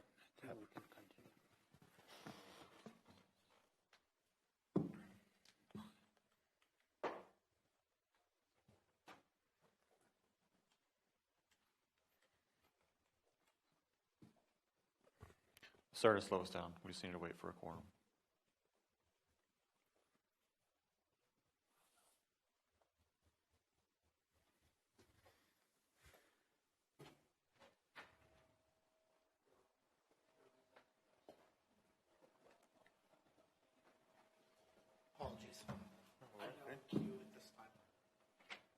Okay, Mr. Reed, sorry about that.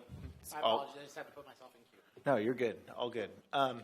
Yeah, so essentially what this is to, wow, I'm sorry, I'm yelling at you guys. Essentially what this is just so we can document and have digital copies of all of our thousands upon thousands of records. What that'll consist of is basically your flat files, all of our haying files for the engineering department, public works department, so streets, curb, gutters, sidewalk, sewer infrastructure, flood documentation from the 84 flood. We've got boxes of that. We've got boxes upon boxes of required records that we have to keep from federal aid projects that we've had and from state projects that we've had. So it basically just cleaning up to where we don't have to keep quite as many paper files as readily available. I don't think that we're going to get rid of the paper files, but we at least can consolidate them and work through them and do things like that. And the data management side of it is basically it's a text recognition software so that you can have fields that it'll capture, project numbers, things like that, so you can search, have a active or advanced search feature. So is this cost just for hardware or is it also man hours? So that cost is the cost for a company to come in, take a large bulk of the files off-site, scan them all, return those files, take another bulk, scan those, return them, and basically create the digital imaging of all of them. The data management side of it, I don't have worked into this price. After I looked at the cost of a full data management system, I just don't think that's in the cards right now. I think that this will be at least a great first step in saving staff time and allowing us to hunt for records digitally and with a search feature rather than physically thumbing through thousands upon thousands of files and drawers. Okay, maybe offline I'll ask you questions about how that's going to be. Absolutely. You know, how that's actually going to be done. What are the logistics of that? What software is going to be used? How it's racked and stacked? I'm just curious. Okay, thanks. So how many years do we go back? How many years do we go Years, back? Yeah. Well, since the city's incorporation, I have building files from addresses since the city was first incorporated. 63. Yeah, so we have flat files from I have original sewer records in pink sheets giving people sewer service from the 60s. We have some record stuff that we can probably go through. And the good thing about doing this is obviously since you pay by sheet and you pay by price, we did a bulk estimate. We basically assumed every file drawer was full and every flat file sheet was full to the capacity that they can hold, and got a quote from that way because I'm sure there's going to be stuff that we didn't realize we had records of that we're going to have to go through. But it'll essentially clean our paper files up too, because we're going to figure out what we have to scan, what we don't need to scan, things like that. So it's going to not only create a digital image for us, but it'll clean our paper files up and hopefully help us to consolidate as well. So you expect this whole process to take 1.5 years approximately? I would say it's probably an 18-month process, because by the time we get done thumbing through everything, get a bulk out to them, they do their side of it, and then they come back and we can get another bulk side out to them. So, thank you. Oh, wrong way. Our next one is City Hall American with Disabilities improvements. We all know we have a ADA accessibility plan that we've put into place, the pilot program for around the city. This is basically, it seems that City Hall is the last thing to get some attention. This is our one thing to try to make City Hall police services, building services, public works services, financial services, the clerk, so we can have accessibility to the building. We're going to prioritize areas right now that are specifically accessed by the public. So obviously if the $260K we have in here, if there's some left over, maybe we'll expand to some of the ramps that are on the outer portion of city property, but we primarily want to focus on where our ADA stars that are located up here by City Hall and Kerr-McGee.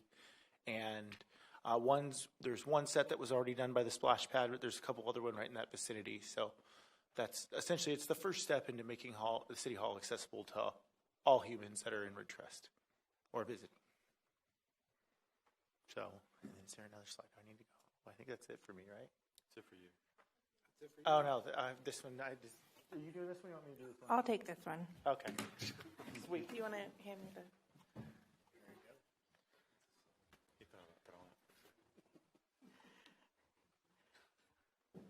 So this one is a relatively new project that we just added really 2 weeks ago. But we were thinking about adding a digital display over at the Pocket Park near Denny's. And this digital display sign would be used to provide information regarding our community and allow the Chamber of Commerce to display information as well.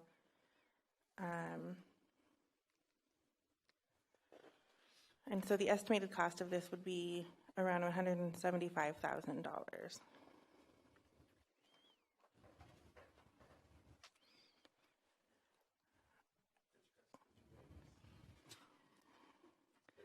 And then I did include some resources. So the Department of Treasury has a lot of information. You can go to just their homepage for the ARPA funds, and then also the text of the ARPA Act, and then the interim final rule, and then the frequently asked questions. But that is all I have for the presentation. So now we can open it up for questions. I think Thank it's you. a good presentation. Yeah, gave thank the you. reasons.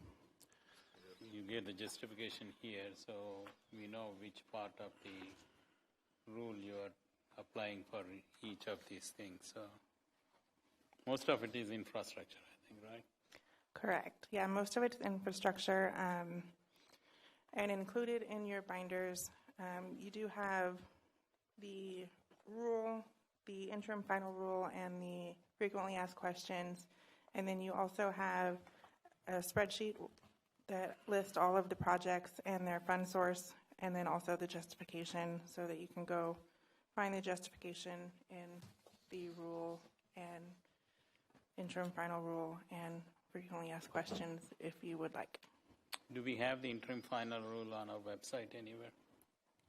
We don't. It's For on the public? Treasury website, but I can put a link. Okay. What I can do is maybe create an ARPA page on our website, if that would be For the easier benefit for of everybody, public, and we can just put all of this on one page. I think that'd be awesome. Okay, I'll work on that. So we have a public that has obviously been very patient, and I would really like to start getting to the public input. We've got a great list of projects. Thank you again, Shri, and all of our staff for the presentations. Why don't we go ahead and start with public comment? If you have other suggestions for us, if you have suggestions for projects that have been presented, questions, again, we are accumulating information. So look at it from that perspective, as we'd like to get as much feedback and information as we can from our public. And with that, I will go ahead and open public comment. And somebody's already there. Yeah, I'm Wes Katzenstein. I'm the treasurer for the TV Booster, and it was suggested that this might be an opportunity for us to offer you a chance to help us in some small ways, and I wonder if I could give a brief presentation. Absolutely. And I do have a handout if you'd like a copy of the presentation. I think everyone has been provided one. And I read through it before the meeting. It's the advantage of giving information in advance.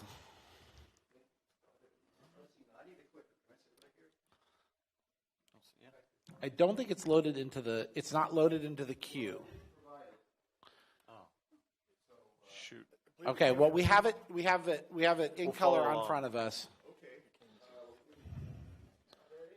Oh, there it is. Man, I apologize. Gary. Good on you.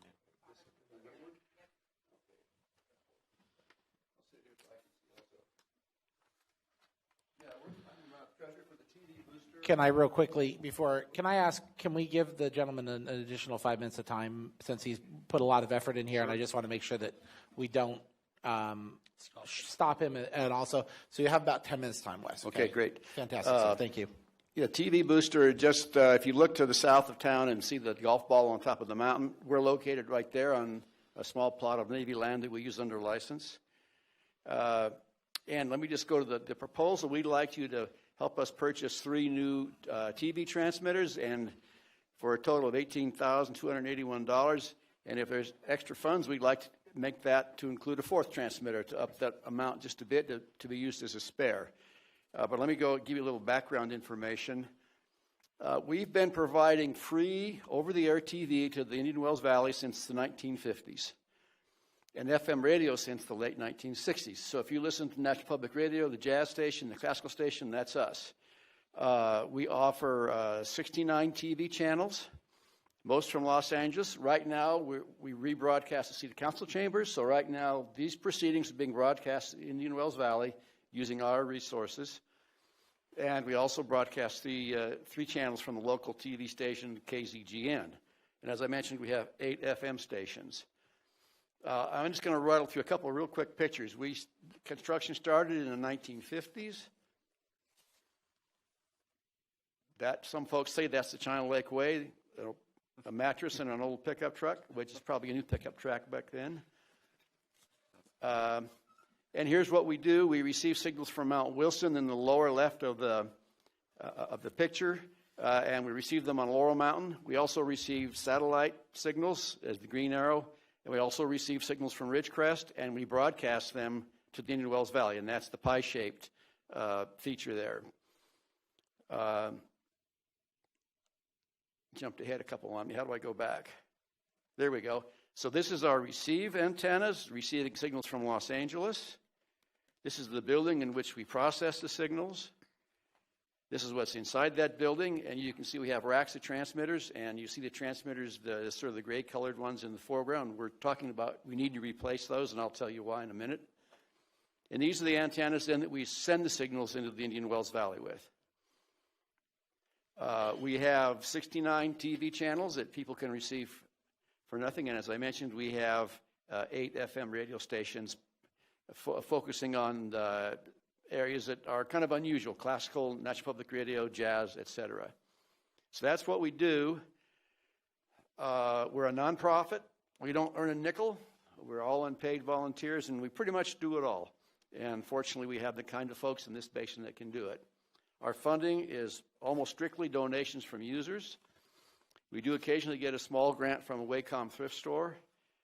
And in the last couple of years, we've received some fairly significant grants from the FCC, the Federal Communications Commission, but those were reimbursements of actual expenses that we paid to implement mandates of the FCC. So we had to move out a lot of our spectrum and make it available to mobile, and they paid us to do that.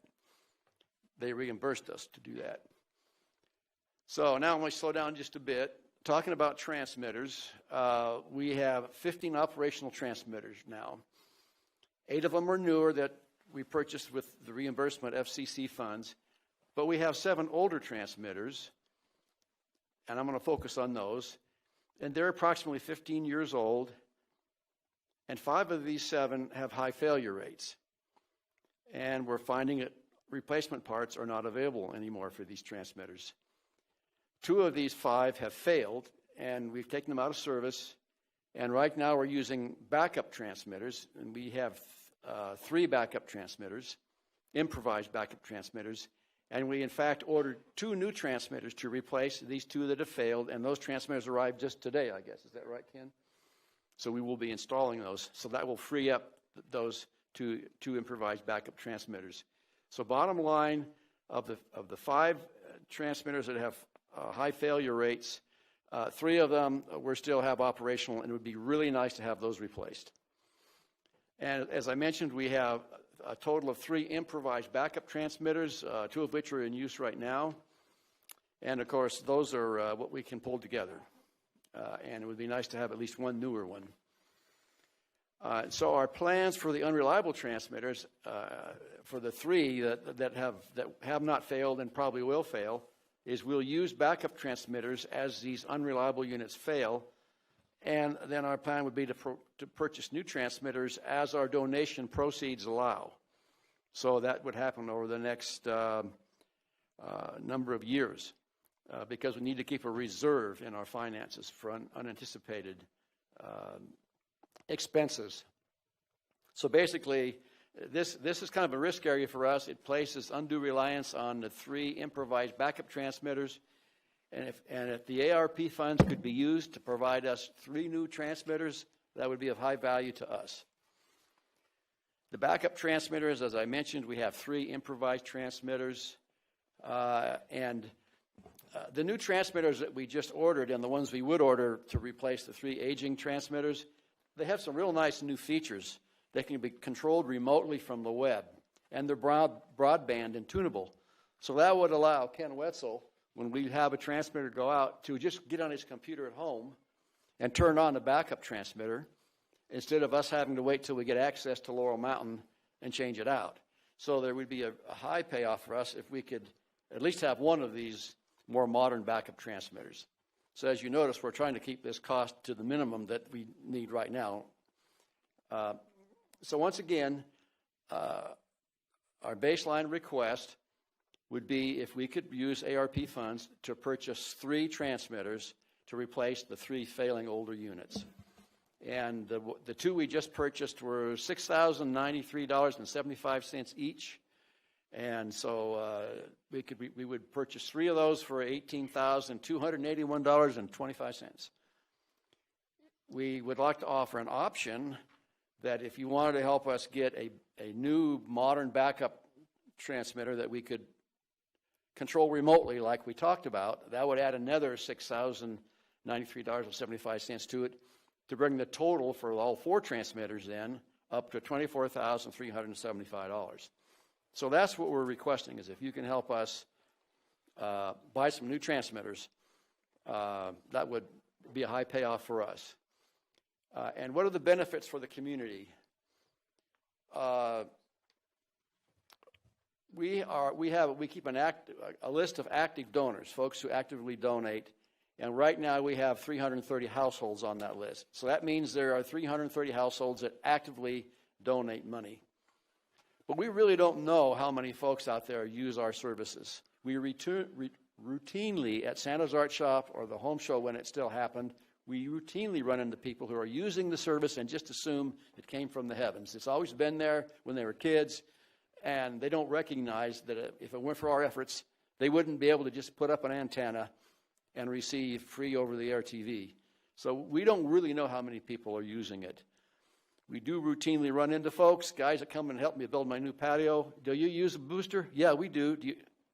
I know they're not on the mailing list, and I'm not going to bug them because I think there's a huge part of the populace here that benefits from our service, and I'm not going to bug them for donations because that's kind of the purpose of it, is to help folks like that. And I think we have a lot of freeloaders, folks that know and just, okay, it's being paid for. So that's kind of the benefit for the community. And also, the original purpose of the TV booster way back when was to make life better for the military personnel, and that still is out there. So anyway, the grant, if you were to help us purchase those transmitters or purchase them for us, or give us the funding to purchase them, basically that's going to enhance the quality of life for a lot of IWF folks, and they're probably deserving folks, for probably several decades, the lifetime of those transmitters. So anyway, I provided some contacts for more information, and also there are the officers. And we have a mailing address for any folks out there watching on television if they want to send us a check. IWV TV Booster, P.O. Box 562, Ridgecrest. Send it to TV Booster. Anyway, that's the end of the presentation, and I'll be glad to entertain questions. Right on time, too. Perfect. That's perfect. First time in my life. Yeah. Well, let me just jump in there and thank Wes for coming out. So this was one of the ones that I've met with and had conversations with in the months leading up to this, and I asked him to come forward with this because, we have so many conversations with our constituents about making sure that their costs aren't changing or how we're trying to serve them. And this is one of those, it's a service that's been there. People have a natural expectation for it to be there. But this group has worked for 70 years working to make sure that this is retained, and they're getting to the limit of what their resources as well as their hardware can support. And I asked for them to bring this forward as one option that could be considered as we continue to work through this process. I want to make one thing clear, that we will survive. We have survived. We will survive. But this really removes a kind of current risk area that we're in right now. I've received phone calls from people who they can only see the city council meetings through your service. Through Booster, yeah. Great. Okay. Thank you, sir. Thank you for the opportunity. Okay, so we are still in public comment, so I will go ahead and welcome any other public comment on any other of the topics that have been discussed, any of other projects, or any other information. I have a comment from the public as she's walking up. It was a question about the senior center and flooring in the senior center. And okay, just about, have we considered doing anything with the flooring there?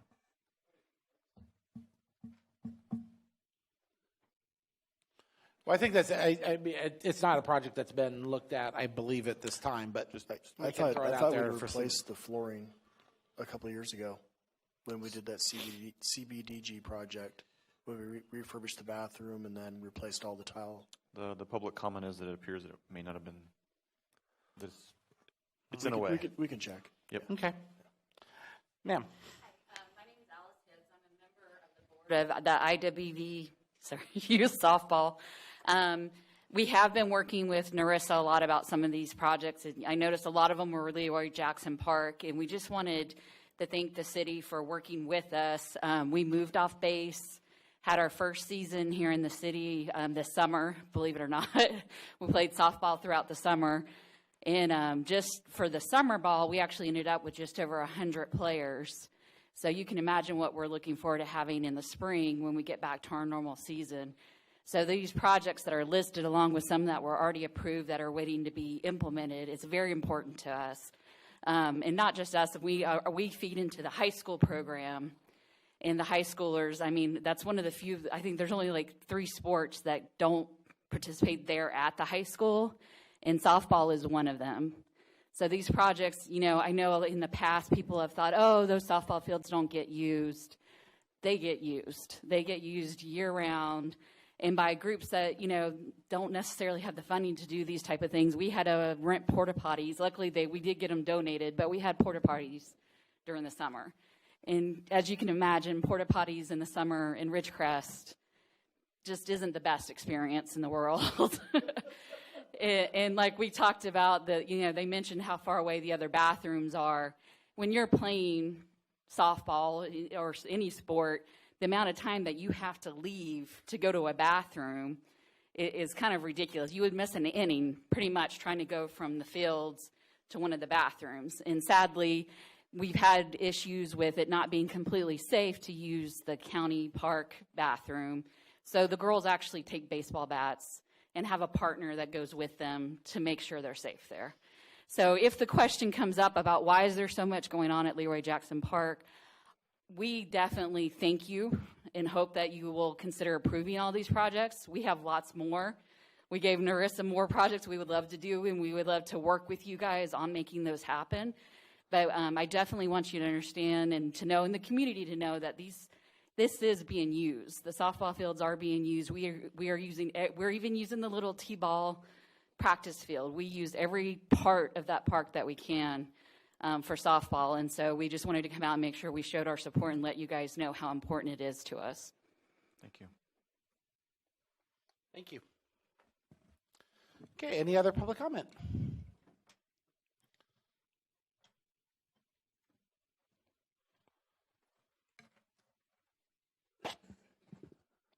Mike Neal.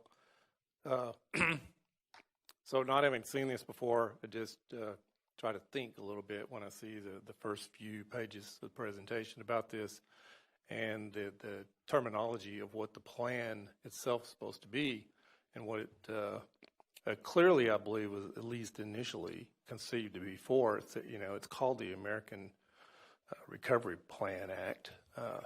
Seems to be that it's supposed to be, and it's actually worded such to be recovery from supposed effects of COVID-19 over the last couple of years.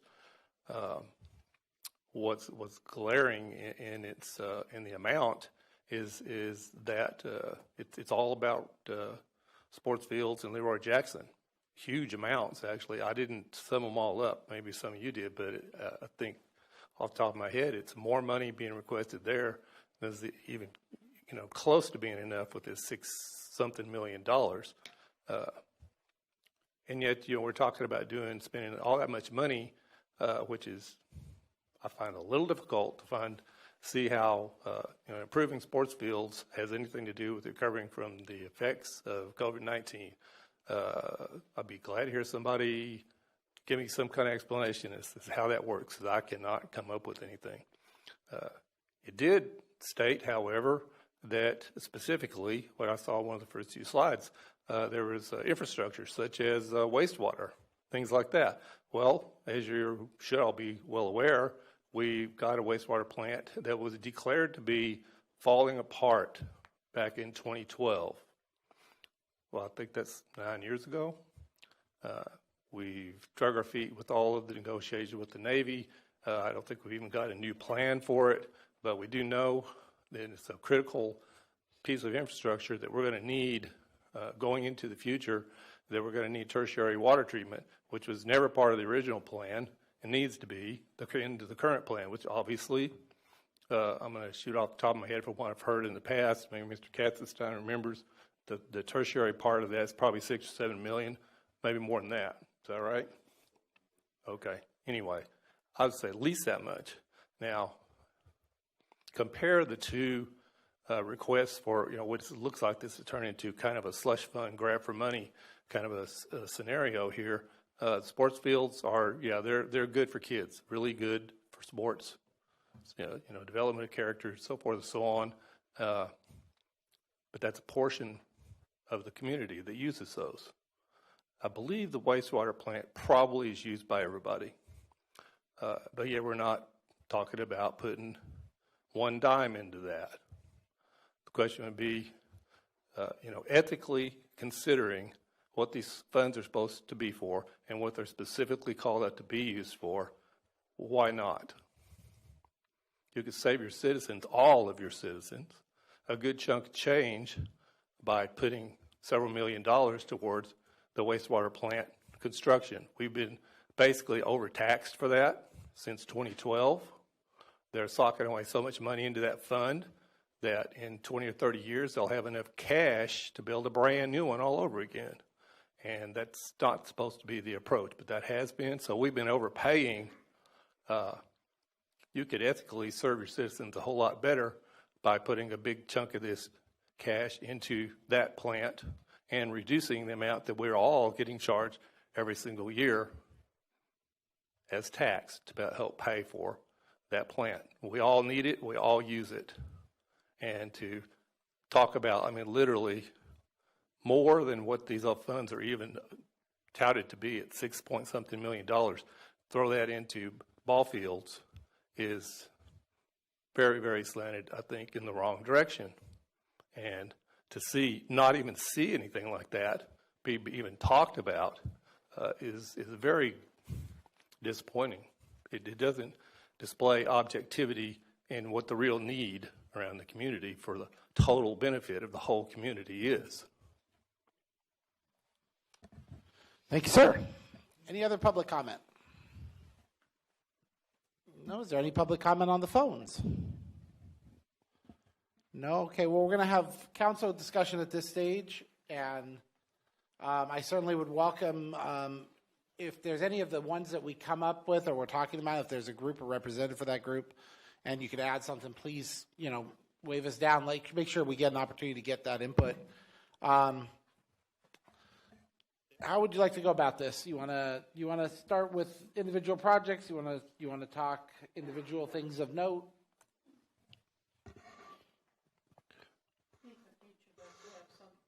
I think if each of us have something to say it. I don't know as we can limit it to just particular projects. So one of the things that I kind of suggested and is, kind of give us your appetite of what you see as your your three kind of no-brainers that are things that we should be giving staff direction to kind of move forward on, and then what are the ones that you really feel like we need some more information on before we can make a qualified decision? I actually expected to get more public input, what really was hoping for. But why don't we start, Peggy, if you want to just, which ones really kind of jump off the page at you that you see as value, and which ones you see as perhaps less critical? I think contrary to Mike, Neil, I believe the investing in our youth is one of the most important things we could possibly do, because this develops strong citizenship, kids that are not running around in the street with nothing to do or tearing up and doing things they shouldn't be doing. So I believe all the sports projects are worth looking at even more fully.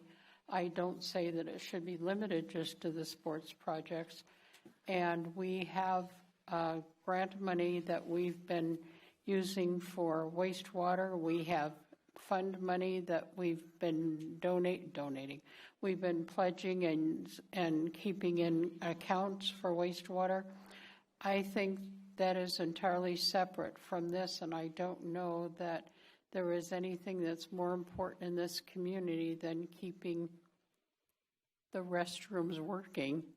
But clearly, the most important thing we have is to grow our youth, to have them develop the opportunity to remember the fun things when they leave Ridgecrest and come back here, and those that stay, because they build new youth, young people who will come here and grow our community and make the improvements that we have made and they will continue to make. I'm very proud of working with those. Now, those other things that we have in there, I think it's most important that we look at, do we need every single one of these, and do we have enough money? And that's more what I want to see from our staff is, I had said when we met about this, give me prioritize it. Give me what you think is most important that we don't do right now, we're critically impacted. And those things that must be, can be, and should be, I want to see the priorities on those. And that includes not just the youth, but all of the things that we need that we've already committed funds to, as well as the things to grow and make the city services even better for everybody. Yeah, Ms. Breen, I can kind of answer where staff was going with this. If you look on your spreadsheet, you will see that we're about $302,000 over in our this line here. That what we had. Right. Yeah. If you look at the overall budget that we've presented as $7 million, our budget 6.9, so we're about 121,000. Right. To the bad. Some of the lost revenue, we've estimated about 2.7 million. Our lost revenue budget is 2.4, so we're about 302,000 over. There are some projects here that the staff is looking at that we could probably hold off. One would be the ADA at City Hall. We do have the ability to pay for that through Measure V. That is obviously an infrastructure project that I believe would qualify for that, so we'd clear up about $260,000. There are some other projects that are kind of, they can hold off for a while, like the digital display board and some of these other smaller projects. But most of these projects, excluding the new baseball field, the Kerr-McGee ball fields, are all pretty much deferred maintenance repairs. These are most of these are the same projects that we brought forward back in 2018 for the park assessment. There is funding out there to be able to do this stuff. Most of these projects are going to save the city money in the long run. It'll expand the use that is currently overburdened right now by the current leagues, and I think they can all state to that. Enabling some of these facilities to be able to be better used at nighttime will expand its use, especially when you're talking about football and soccer as well as the softball fields. So most of these are stuff that we're way behind on, that we need to get moving on. And I know that when you talk about having the money obligated by December 31st of 2024, that is a short time frame when you're talking most of these projects have to go through the planning process. They have to be architect. They have to be approved by the county, and then we have to put it out to bid. There's a lot of stuff that goes into what we're doing here. So there are some projects that, staff, I believe, when you're talking about some of the repair of the fields and moving forward on these projects, we're looking, I think there's some order that can be put in because there's going to be some that we're not going to anticipate what the cost is going to be. They're going to be a little over. And so we're going to have to, rework another project, and then there's some I think may have a little extra money in there that once that's freed up, we can move towards another project. So I think what we're looking for is what projects are you not interested in the most? Which ones are you interested in the most? Because we really need to get direction to start working on these. And then we do plan on bringing them back. Each one of these projects, will be brought back for approval for council public input. We can do additional meetings if we have to, especially with the sports organizations to make sure that, that they're on track. With the ball field at the Kerr-McGee ball field, staff is looking at the turf. There are some in baseball who want grass. There's probably benefits to both. Turf, obviously, if we migrate towards the turf and it works well, then we save water because we're all in the issue with Sigma. But we do need to have fields that have grass because I do believe at the end of the day that based upon the groundwater authority and us being a critically overdraft basin, we're not going to have a lot of grass out there for kids to play on, especially the kids that come from poor families. And so we're going to have parks, and some of these projects in here are expanding that use for that that part of our community, as well as when you start looking at what's the better good for the community, having a community that congregates together, that plays together from different backgrounds is always a good thing for the community. And I get it, we can always flush toilets, and that project is well on track. But these are projects that are, for the overall good, in my view, are absolutely necessary for the community. What is going to be the process for those people like the boosters that came in? How do we look at adding those or deleting something? And I'm sure we're going to see others that may come in. What's the process? Well, we've looked. Unfortunately, their project does not qualify under ARPA. It is not a city-owned facility, so it's not a city capital project. We do have, as you recall, the city had paid out of general fund that first $1,000 bonus for the employees. So we do have roughly $96,000 to $100,000 that's going to come back into the general fund. We could use some of that funding to then fund the booster club. We'd have to enter into an agreement, work through the attorneys, but I think it's legally possible to do that. It's up to council whether or not they wish to move that direction, but that could be a way of funding them. I didn't know that. Well, yeah, there's also. I was talking to Sherry over here a little bit, and she was telling me. Yeah, when you look at we all got new information. Yeah, when you look at the boosters, you have to look at it more than, yes, TV is important, but you have the ability that if we have an earthquake and things go down, you do have the ability to reach out and be able to look at an antenna TV or listen to your radio and be able to get some information from outside the valley. So there is other than people getting free TV, there is a public safety component to that when it comes to emergency services. Well, of course, and I'm making a joke, guys, but I'm trying to avoid the citizens that come and say we now are going to charge you for your TV. So I'm trying to avoid some of those circumstances, and this is a service that I thought was worth bringing forward. So it's good to know. I think staff agrees. I think there is a path to provide funding, but it's up to council. Great. It's still your floor. That's all. That's it. Since I'm not in queue right now, I'm going to go and jump on a couple quick comments. I echo Councilwoman Breeden's, to do nothing with this and to just pour it all into wastewater is not serving the entire community, which is our first and foremost duty and responsibility. We have a quality of life that needs improvement and has needed investment and improvement for some time. When I look at this list, I see the things that jump out at me as do not pass go, do not collect generators, just go. And that really comes into the three catch-alls for the parks. the solar for Pearson Park, and the water tank for Leroy Jackson. And all of those projects, which is 5 of them, is $90,000 in total. And I would certainly like to see the council take, the $1 million project of the baseball fields. Maybe we need to spend a lot of time analyzing and breaking down, but these are all maintenance items that we've constantly kicked the can on, and it's time for us to start not kicking the can but fixing it. And with that same line, sorry, I've got to listen. Okay. They tell me what number I'm in, so I apologize. I'm listening at the same time. The other one is lighting. And I know that I made the suggestion about lighting with the tennis courts and some of these other lighting areas. Lights have a psychological effect on a community. And that is when you drive down a park and it's dead dark, it tells you the community's dead dark. When you drive down a park and it's lit and there's people using it and there's a sense of community that comes with it being lit.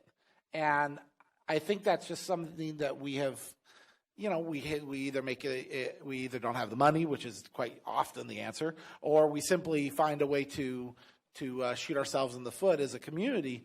This is the type of thing where all those lighting projects are positives in how they reflect the quality of the community we all love. We all love Ridgecrest. We all know what the greatness is of this, but when people drive by and it's a big dark park, the first assumption is it's nothing, right? More empty land. And then the other one that I just want to reiterate without question is the employee, the $425,000. It's due to our employees.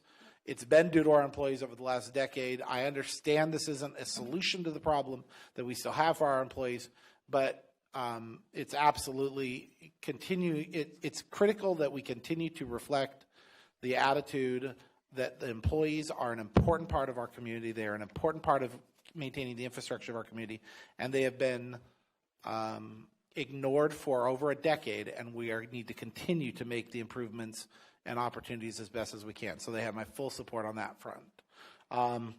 The ones that I could, the electronic sign at the corner of Denny's Park. I think it might just look gaudy right there, standing out. Might not sure. I also, the conferencing terminals in Kerr-McGee, I made issue with the idea that you put the Kerr terminal in, but nobody knows how to use it. They come, they use a session, and now we're running our IT staff 3 ways a Sunday trying to use it.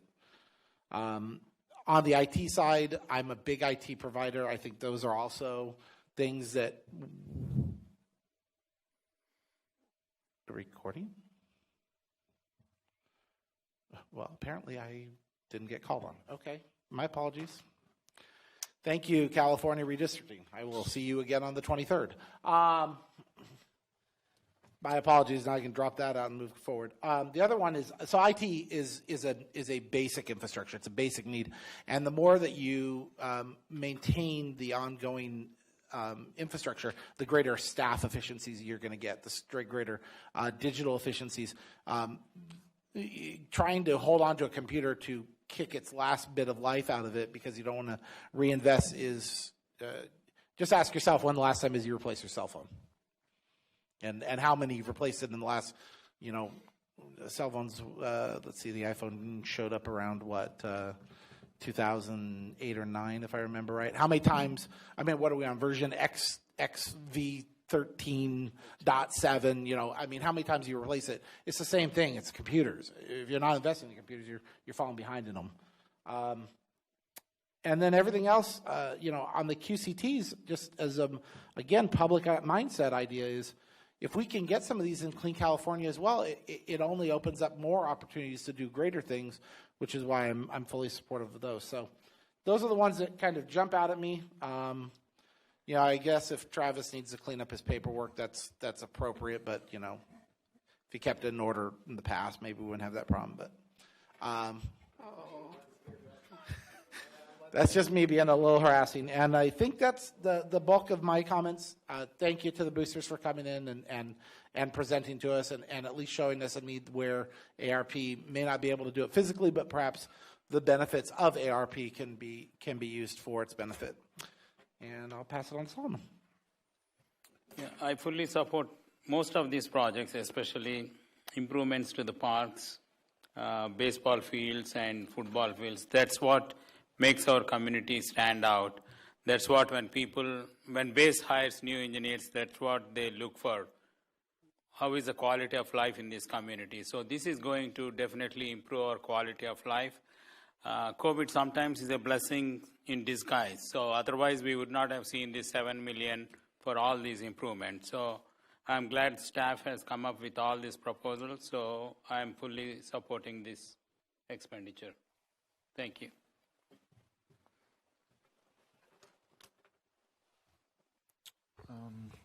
So Ron or Narissa, one question I had, we're talking about putting the smart water system in, but don't we still have a little bit of an issue with the, I think it's at Pearson Park, just having enough tank space to water appropriately? Am I wording that correctly? Because we're having to water over a longer period of time because we have to, right, the pumping time.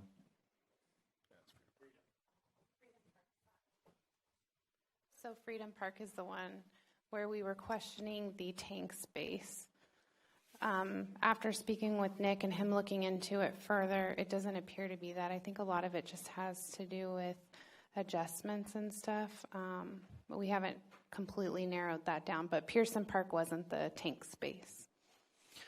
Okay, and so I remember when we first talked about getting this money, and this will seem like a callous thing to say, but my first thought was it needs to go to any kind of infrastructure.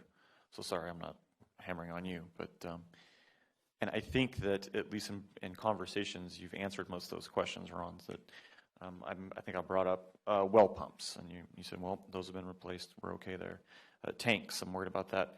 I'm worried about these things that we see, this deferred maintenance things that are going to hit us real hard at some moment in time when we don't have an influx of money. That stuff worries me. So Can just you to let explain you that? I didn't understand what you just said. About the deferred maintenance and no influx of money. Is that what? Not necessarily I'm an influx sorry. of money, but who knows the future of Ridgecrest? We rise and fall with the base. We rise and fall with so we may not always see a larger influx of money. So this one-time thing, we got to make sure we use it smartly, in my mind. Okay, I see where you're going. Okay. Right, and so that was all, and that's. Okay. I think that most of my, not fears but concerns have been taken care of. Right, I actually brought up wastewater initially. We talked about that extensively. Seems like that's on track. We've talked about that. I was mostly concerned with any kind of during the budgeting process. You got with Jed and you talked about battery backups. I want to make sure there's not an emergency. We've thought about all that. Those are all the things that were really heavy on my mind before we got to quality of life. But now that we're here at quality of life, I'm going to echo something Solomon said. It's huge for retaining people, and it's also huge for the economy. Because when the parks get improved, those tournaments come in. As you know, you're helping to schedule them. There's tournaments coming in. It's not just quality of life. It does help with the local economy. I guess I don't need to keep pounding on what an impact it is for the youth and for the various groups. And if you poll the public, largely what they will say is there's not enough to do for the kids. That it's the one thing you hear over and over and over. You hear people complain about roads. Travis is working on that. And quality of life. And Nurse, I think you're doing a good job. So I didn't mean to. I just want to make sure we're thinking about all of those infrastructure things. And if there's something I've missed or I've not thought of, then we need to go back over that. The employee hazard pay, that's big. That needs to happen. For me, personally, that's on my list. Smart water systems, and the lighting. So hopefully we're going to bring these. This isn't just going to be just this meeting we rack and stack, because I think this is going to spur a lot of different conversation. Sorry, go ahead, Ron. Yeah, I think the thought would be is some projects may go back to some of the committees, like the development of the potential new ball field at the Kerr-McGee ball fields. It'd be nice to bring that back to quality of life. And I know there's some stuff we're going to have to do immediately, like getting the maps, the plat maps taken care of, the surveys. That's all just the base stuff that we have to even be able to develop a set of plans to put that out there. But to be able to have maybe that go back to quality life, and we can ferret out, what type field, turf, grass. But some of these projects, we need to get moving on them, but a lot of them we can still bring back to committee and then talk through a little bit more so the public has a little more opportunity to be able to add input on that. And if it turns Very out... specific projects. Yeah, specific projects, yeah. Right. Yeah, specific projects. I think staff's done a good job of really going through and identifying where our needs at for infrastructure. Like when you talk about, fixing the floor of the Kerr McGee Center, the partitions, those are becoming safety hazards. Those, that's, almost $900,000 that if we had to repair that out of the general fund, that'd come out of our reserve. So we did look at some of these big dollar items that we really do not have the money to replace. We have a lot of needs, but we really tried focusing on the ones that were the largest dollar amounts that give us the best impact. So like I said, we're still open. I mean, one of the items we had here was the ADA.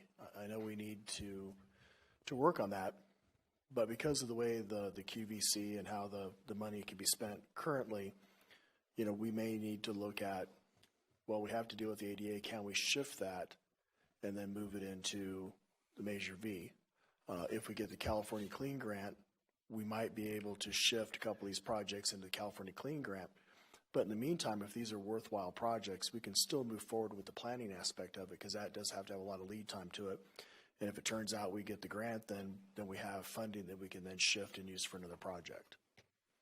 And that was one of the reasons why we weren't asking for your permission, authority to move forward tonight. One, it needed to be a workshop. So and I didn't think it was fair to the public just to say, hey, this is the list and one night and we're done. Right. Yeah, I appreciate that. Yeah, that's why I think staff wants to be able to come back, and we know we need to have some of these projects in committees, to talk about them. And bid out and things like that. Yeah, I mean, a lot of this. I mean, this is the big process. I mean, we just, we're looking at, what's our bid process? How do we have to, work these projects through the process? And some of these may be a little onerous. It may take a little bit to get through that. So.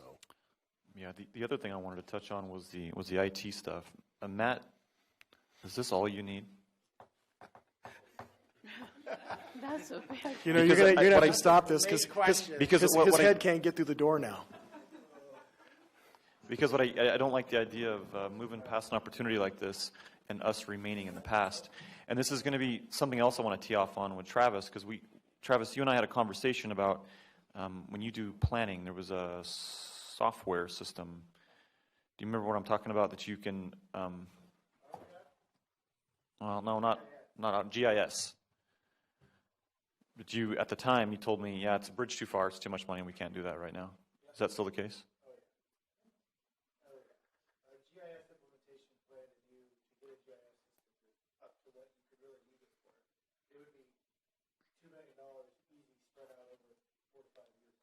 All right, I don't want to talk about it anymore. Well, you're out. But yeah, I mean, to answer your question there, yeah, this refreshes a lot, the majority of our infrastructure. It's still yet to be seen. I'm still in talks with vendors and stuff like that, and especially with chip shortage, prices could go through the roof. So I could need a little bit more money on those projects, but I don't foresee that yet. I wasn't just thinking about hardware, I was thinking about software as well. Mm-hmm. Do you have everything? Because when we talked about the budget at the beginning of the year, I asked you about software then, and you said, well, we already have a lot of software on. It's already a huge cost to the city. Is there other software we could purchase? I don't know, one-time license type stuff that the majority probably not. Majority of software is going completely away from one-time licensing. It's yearly. And that's the hardest thing too, is because a lot of these grants, a lot of these pockets of money, all talk about cybersecurity, but cybersecurity is always based on a subscription model. Sure. And so it's almost impossible to get to allocate those funds because it is a subscription model. But really, this is going to go a long ways. The only thing that we're going to have in the future is a network refresh, but that's years out at this point. One thing that we're going to be doing with some of the existing infrastructure is spinning up a dedicated lab to be able to do testing with, and then and allocating a little bit of it to DR resources too, to disaster recovery, to be able to to provide service in case of an emergency, both on site and off site. was going to address one more that we talked about in the campus Wi-Fi refresh. That's this campus. There's not budgeted dollars in here for the parks at this time. Correct. At this time. Yeah, that's this. Not necessarily. Well, remember we did budget another $100,000 in the race budget to move the. No, I just fiber mean to in the this park. line, in this discussion item. No, here. no, not in that line. Correct. Yeah. And that's something that we 12, 18, 24 months, however long this migration takes to get out there. That's definitely going to have to be on the radar. Yeah, is not on this list right now, but something that I was discussing. And once you get network connectivity to those sites, I mean, surveillance is probably going to be another thing that's going to be that we'll be talking about as well. But we're going to take that out of the cops budget. I know a guy. I'm kidding, as far as Jed. hardware goes and keeping All you officers out there, I'm keeping kidding. everything secure. You're good. Yeah.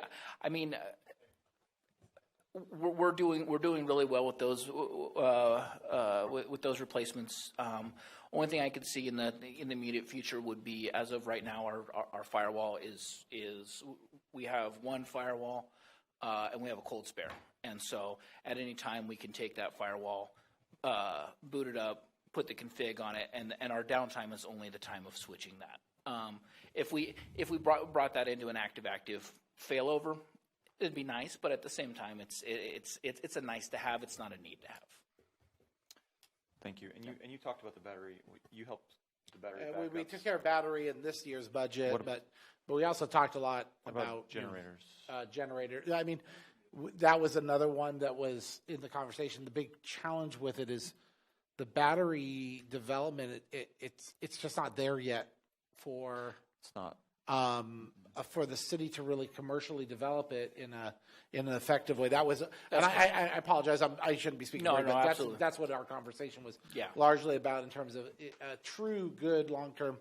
Because another one on this list that I've thrown up there, it's not IT based, was EV charging stations and some other things that were all related to, solar charging and capacity, and it's not there yet. Correct. Yeah, with last year's budget, we shored up our battery backup within our data center to be redundant at that point too, because we still do have a single point of failure until that project's done. It's going to be another one of those chip shortage things to where it's going to be months out of being able to get that hardware, but that's definitely one of our projects. Yes, and we have sufficient backup generators for the city.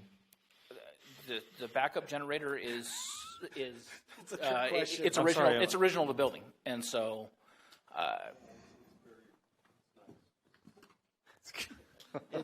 Yeah. So we might have a grand opportunity coming up to be able to put a generation backup over at the Kerr-McGee Center.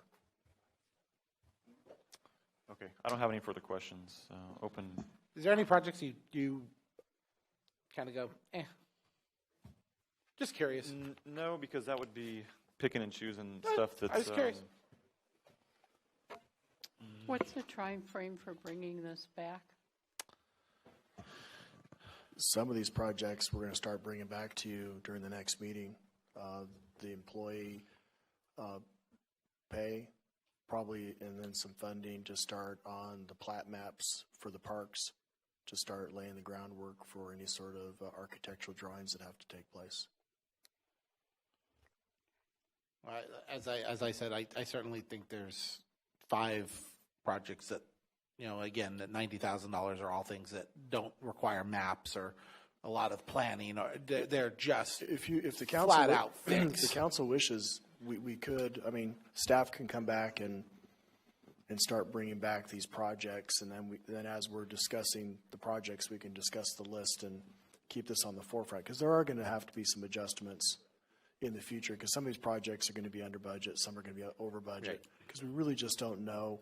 I know Narissa and staff did a really good job of trying to get really good conservative numbers, but you really don't know, because we're going to be in line. It depends on the supply chain, what our costs going to be, what is our labor market at the time. If the housing market slows down, we might have, better ability to get contracts at a decent rate. So if you don't mind, maybe staff will start bringing back some of the lower hanging fruit, and then we'll start bringing back and developing them. And then as we have these discussions, we can give you a heads up. Hey, this is the one we're working on that we're going to bring forward. Either bring it to a committee or bring it to council, discuss it. So at least you're up to date on what is eventually going to be coming. And if you say, hey, we don't really want you to do that just yet, hold off. What about a different one? Then we can do that. But in the form of a workshop, are we going to put that back out to the public that we're having the workshop? Well, tonight was the workshop. I think that every time we're going to have additional. Yeah, when we bring projects back or we bring it to Quality Life to discuss some of these other projects in more detail, I think we should always be open for other projects that come up. I mean, if somebody has a better idea that fits, I know we can bring back. If council wishes, we can bring back a proposal for them, but it would be looking for direction from council if there's an appetite for that. I guess one of my last comments is I wanted to say that the working with the boosters is important to me. The service they provide is paramount, and I have received calls from people who are on a fixed income. They don't have cable. Their only way they're getting a lot of city news is by tuning in. And go ahead. Yeah, please do. Yeah, please. Good hand-raising technique. We caught you. Yeah. Mike Stafford with IWB Football and Cheer. My board's been on the phone texting me through the meeting. They're listening as well, so some information came out. When Narissa got with us, it was we didn't know that this was a COVID relief situation, so we were asked for personal what would benefit the organization and items like that. So sorry for all the extra work, Narissa, but we'd like to pull the lights, moving the poles. I imagine that's a huge expense. Not required, we'll do without. I see some of these other projects that are definitely more in line with the COVID. I think the city council is in the right direction as far as trying not to take on more expense and freeing up some costs that could potentially go to these projects later. So maybe consider just the lighting, LED conversion. That may be something that benefits and fits more in line with this. Should the city find that we still want to move the lights, I don't see a benefit for our organization directly. So we can remove that. Boosters, I am one of the freeloaders, but I think that you are huge for infrastructure. So thanks, guys. So, Mike, who would we talk to for the soccer side of it? Because I'm guessing the moving of the lights has an impact on the soccer side too. So the benefit as far as the lights go for any organization is that it would increase field space. Okay. Yeah. So regardless, adding maybe another soccer field at some point, as far as maybe three soccer fields wide ways, yeah. But so can I just ask a little bit further? So the change of plans, just that it turns out that that's not a project you guys are interested in, or it is definitely a project we're interested in. But I think for this type of funding and for the projects that are on here, we see a better need to go towards what you guys would determine as infrastructure and saving money for the city for future projects. So if we could do that, you'd be okay with it? Yes, sir. Okay. Yes. Currently, we have padding on them.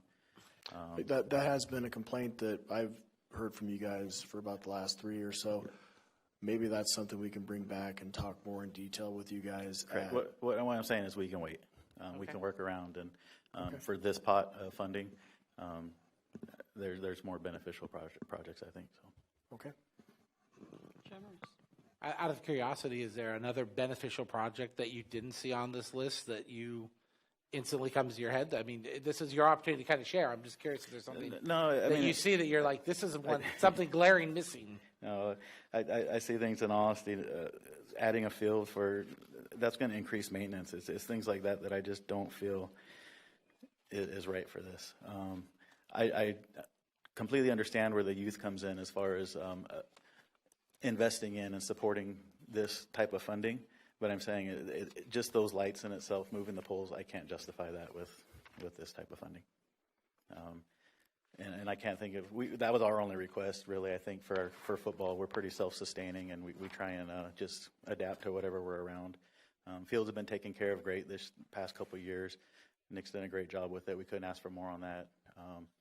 There's not much that we need. Okay. Thank you. Thank you. Can I ask a question? If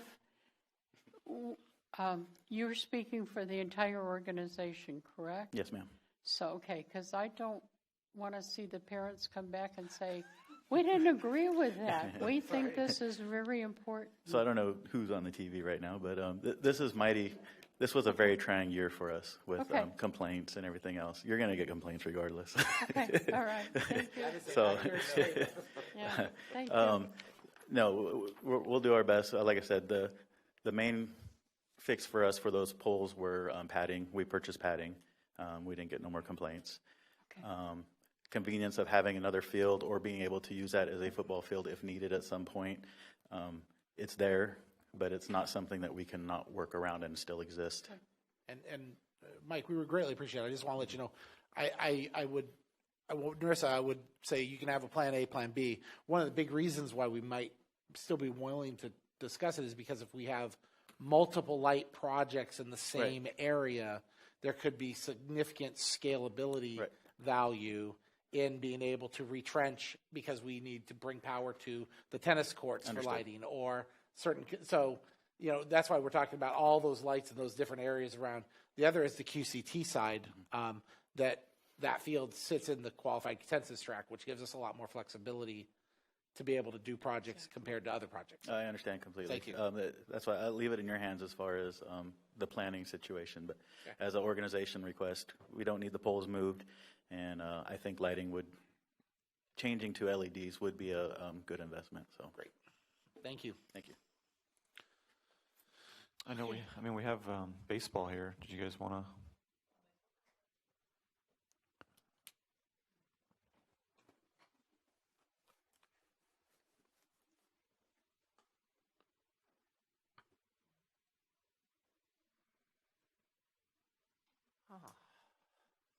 My name is Bob Crane. I'm president of Indian Wells Valley Youth Baseball.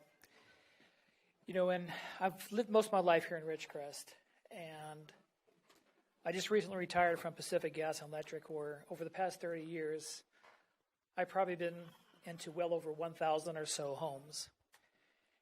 And I don't think I've ever heard a family ask me, how's the wastewater in Ridgecrest? But almost every family has asked me, do you have a baseball league? Do you have a softball league?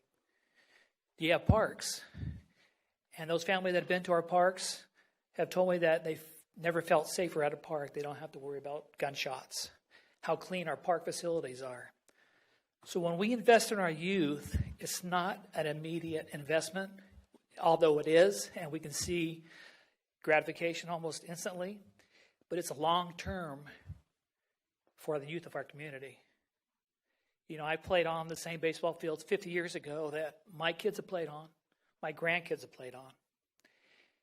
And it is truly a family organization, softball, football, baseball. And I've seen lives transformed through these leagues. I've seen families come together, grandparents. This last summer we hosted an all-star tournament, which we haven't had in probably 15 years in Ridgecrest. We had great compliments on our city, on our baseball parks, and I know as far as baseball, you've committed. There's a lot over $1 million. I know that's quite a bit, and it's greatly appreciated. But there are some things that maybe we can change, as far as the turf, the grass, and as far as our league's concerned, we could go with either one of those, whatever the cost, lower the cost, would be beneficial. But I just wanted to let the board know, council members know that this money that has been approved for this COVID relief fund is a great investment in the youth of our community. Thank you. Yeah, thank you. So, Bob, if I can throw you on the spot, if you don't mind, because we get asked a lot of things. How was our communication from the very get-go with this? Incredible. Thank you, sir. Yeah, Narissa's been a great help. We've probably met several times, council members, and with Narissa, and every time I have a question, she's there to answer it. So, I appreciate that. Because this isn't this workshop didn't just pop up in a week. This is I've been president since August, but I think the last couple of years you've worked closely with our baseball. I think with softball also and football with all the organizations. Yeah, people don't know it sometimes, and it's always great. Sorry, that's for our staff. That's for our staff that got out there early and often and started the dialogue with the youth groups and the organizations that we all thought would be affected, and asking them what's the priorities, what are the things. This list didn't just this is what Timmy wanted and what Jimmy wanted. Right. This has been a constructed list of projects. And I wanted to throw it on the spot, but I appreciate it. No problem. Thank you. I had one last. Maybe it's not last, but okay. I have another comment. Or not comment, but question to Jed. Does the police have everything? You guys are good, though, right? I at least want to make sure that we talk to you. I know that we're always in constant contact. We're always worried about the police force. But exactly how many new vehicles do we have on order? Exactly how many new vehicles do we have on order? I'm messing with you, bud. No, no. The vehicles are a huge thing. We did throw around some other things that we could use. That one, with COVID. We're constantly in an influx right now because of outbreaks, and when somebody's infected, obviously we lose them for quite some time. So the guy still hasn't gotten back, but we were looking at lockers in our locker rooms that actually vent and sanitize and stuff like that. So as soon as I get that back, then I'll bring it to city manager and see if we want to bring it to council.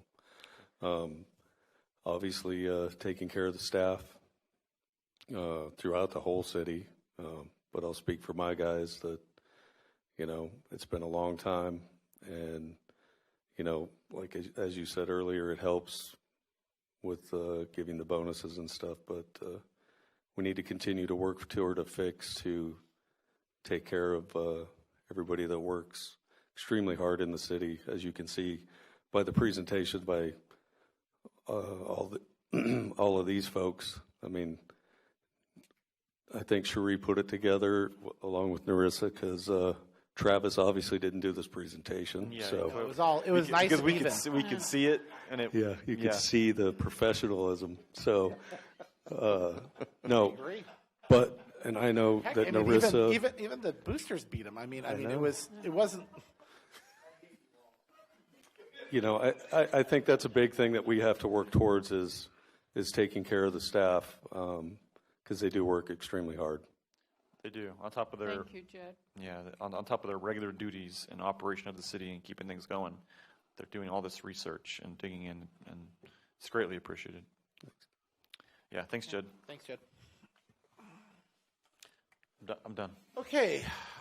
Is there any other public comment? Seeing none, is there any other council comments?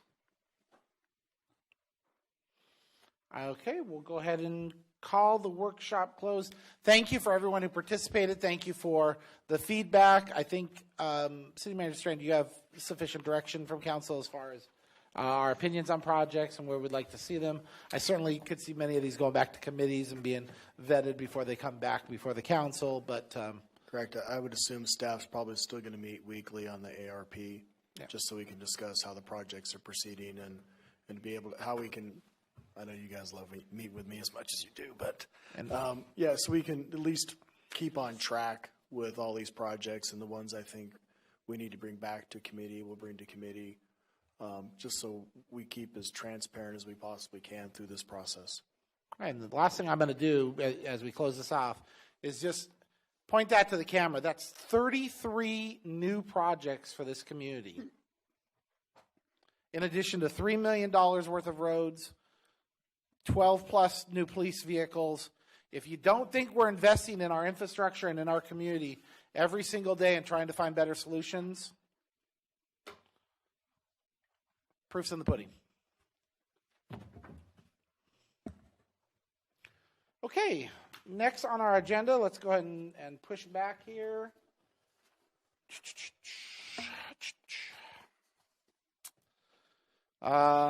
Next will be committee reports. City org met last week. We did. We had discussion on the name change, and would you address that one since that was your issue, Sure. please? Oh, no, I have most of it in my head because, happy to. So, the biggest thing on the agenda for City Org is organics. Okay, that's the big one that's out there. The community, I know, is starting to get the information through Trash Talk Tuesday, and we're trying to create the information. Understand we haven't completed the negotiations with Waste Management. We're still in the process of doing that. So I don't have anything I can tell you it's going to be X dollars or it's going to be Y dollars. We're trying to find the most economic solutions for the community. There's a lot of conjecture or assumptions with organics that I encourage the community to get involved with. Attend a City Org meeting, come and talk to us. We'll be happy to talk to you about any of your questions on how and why and what's that. The other one was the name change, which is a proposal that I brought forward and as a future agenda item, I think about 4 months ago. That caused us to reform City Org. City Org's now in the process of having the discussion, and it's quite simply to change the small stretch of East Las Flores where Petroglyph Festival is held, from China Lake to French to Civic Drive. It's part of a larger concept idea of the Kern County Court building is there, the post office, the sheriff's department, our museums, and hopefully a future judicial center being built there. The idea is to make it an Eastern Kern Civic Center along Civic Drive. And the idea is that then you create a central point for tourism. You create a central point for where do I meet you at? You meet me at the Civic Center. You meet me at here. Where's the Civic Center? It's on Civic Drive. Just put Civic Drive in your map. That type of thing. There's ways that you. I use the term "put lipstick on a pig" to make it look better, but this is all about how you brand that area across the museums, across Leroy Jackson. And I just always say, if we can pull something like that off, and the construction, and the things we're talking about Leroy Jackson, you're raising the quality of life for that entire area simultaneously. And it will only have an impact on a few businesses along East Las Flores, the museum, the library. I think there's like 4 total businesses that have an address on East Las Flores. So it's a suggestion. It also, hey, where's the Petroglyph Festival? It's on Civic Drive, or that type of thing. It's about branding and imaging, and the staff is putting together what it would take and what the processes, what the cost would be. Nothing's in stone. It's still very much in discussion. I think that was one of the things I'd like to make sure that the public knows, that in the discussion of these organics, that the city has got a lot of information, as you referred, Trash Talk Tuesday, Trash Talk Tuesday. Yep. Yeah, there's a lot of information, and there's people asking questions, and I even asked the question myself. Are they going to go through our dumpsters to see what we're putting in our dumpsters? I mean, I have a dumpster in front of my business. I have 2 of them, and people dump things in it. Am I going to pay because they dump their roast beef in my dumpster? I mean, so there's a lot of questions, and read that and go to the city's website and see it. And I posted what they've been putting on the cities, and I posted on my own personal account on Facebook, and got a number of questions that I said we're going to get answers to. Please look at that. There's so much information, and how we're going to deal with it, because this is something new, and this isn't something that came out of our head. This is something we're going to have to do. So there it is. Okay. That was all for City Org. Next was Finance. Finance met, is that just, man, we met 2 weeks ago, and that was last week. On last Tuesday the 9th, reviewed some of the first quarter numbers. There's not a huge amount of information other than to say We are starting to see some improvements in TOTs. We are continuing to see above average performance on our sales tax and our Measure Vs. The finance and the status of the financial condition of the city is, as we've said many times, we've got a good, healthy reserve in place. We've got a well-balanced budget. I could not offer greater compliment other than when a finance guy walks into a room and doesn't have a lot of finance questions, that's a good sign. And that's the best way I could describe it because, if you put me and Solomon on that same committee, you'd expect 1,000 questions, but there's not every answer has been very clear and been very transparent. So I don't have a whole lot else from finance other than the city is performing above average historically on our tax revenue side if you compare it to a 4-year average, and I think that's part of the construction. That's part of the people being. You said COVID is a blessing sometimes in disguise, and I'm going to say it one more time. So are earthquakes.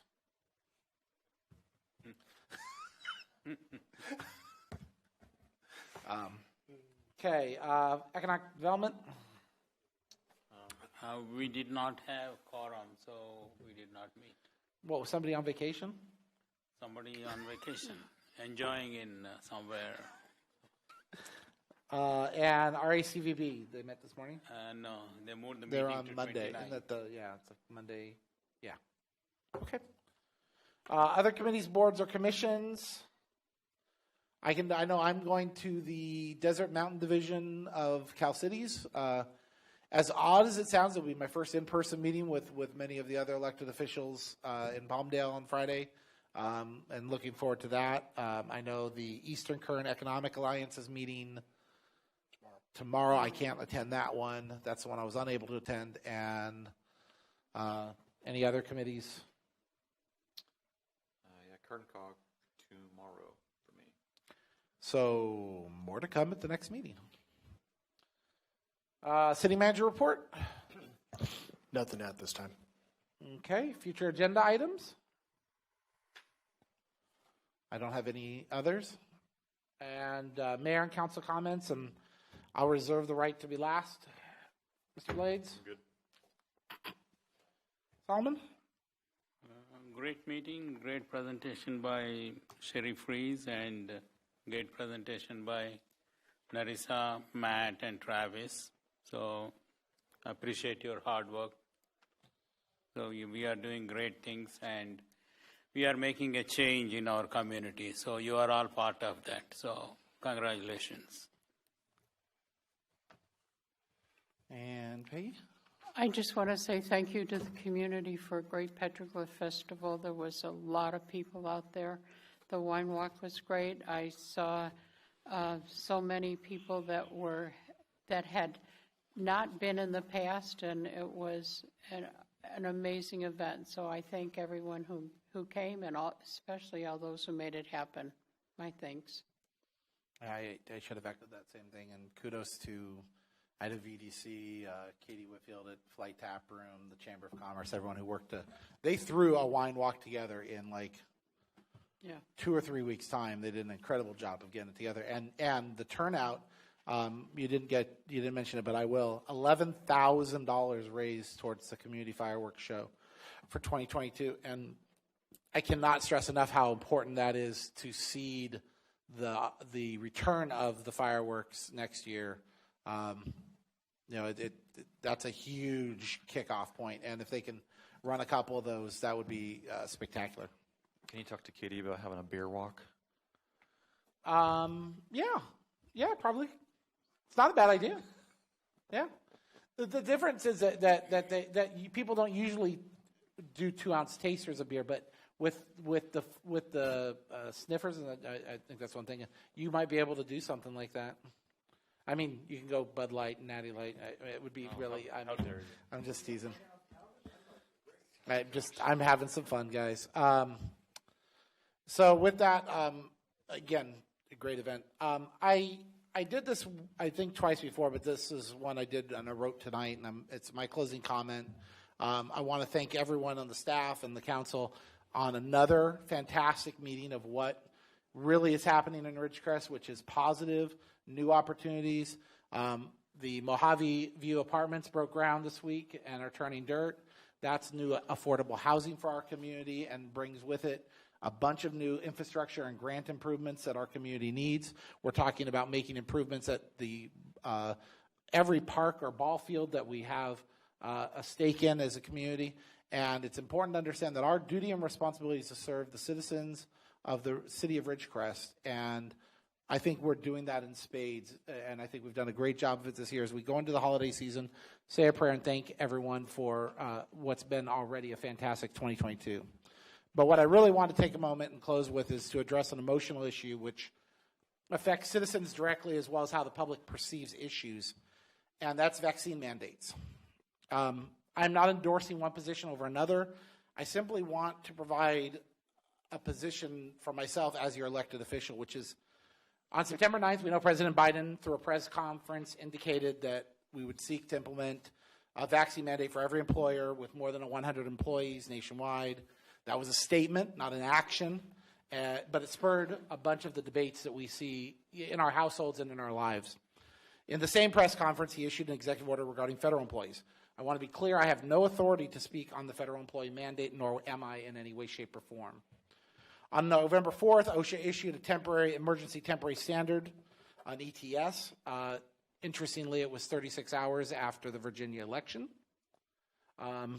You take that you want, which required employers of more than 100 employees to implement and enforce a vaccine mandate for all employees. This would have been the first mandate which the city of Ridgecrest would have been required to implement. City staff, council members, community members, we have all been participating in discussions over the implications of this rule over the last 2 weeks. On November 13th, the Fifth Circuit Court of Appeals issued a stay order which halted the OSHA ETS guidelines that were scheduled to take effect on January 4th and ordered them not to take any further steps. Today, November 17th, with little fanfare, OSHA made the following announcement on its website.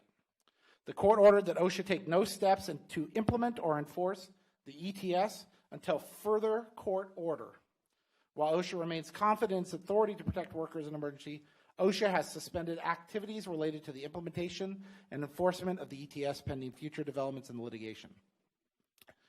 I recognize that our entire community is exhausted by the COVID-19 process. I empathize and share in the frustration felt towards leaders at the federal and state level. American citizens are being treated like ping pong balls with our emotions. This has been especially noticeable in our local, deeply patriotic community. I have reiterated several times that the city of Ridgecrest has not issued any mandates. I remain steadfast in my belief that any mandate which will place our public safety or public services at risk is not in the best interest of our community. And with the OSHA guidance in dispute through the courts and under suspension from further implementation actions, it remains my opinion that any action by the city of Ridgecrest is preemptive, unnecessary, and only serves to serve more dissension within our community. Until such a time as the courts settle this issue, I do not support implementing any city mandates on our employees. Please continue to respect each other. We will get through this together. It takes a community, and we have a wonderful one. An ounce of kindness and understanding for everyone's opinion can go a long way. Good evening, good night, and have a happy Thanksgiving. We're adjourned. Thank you.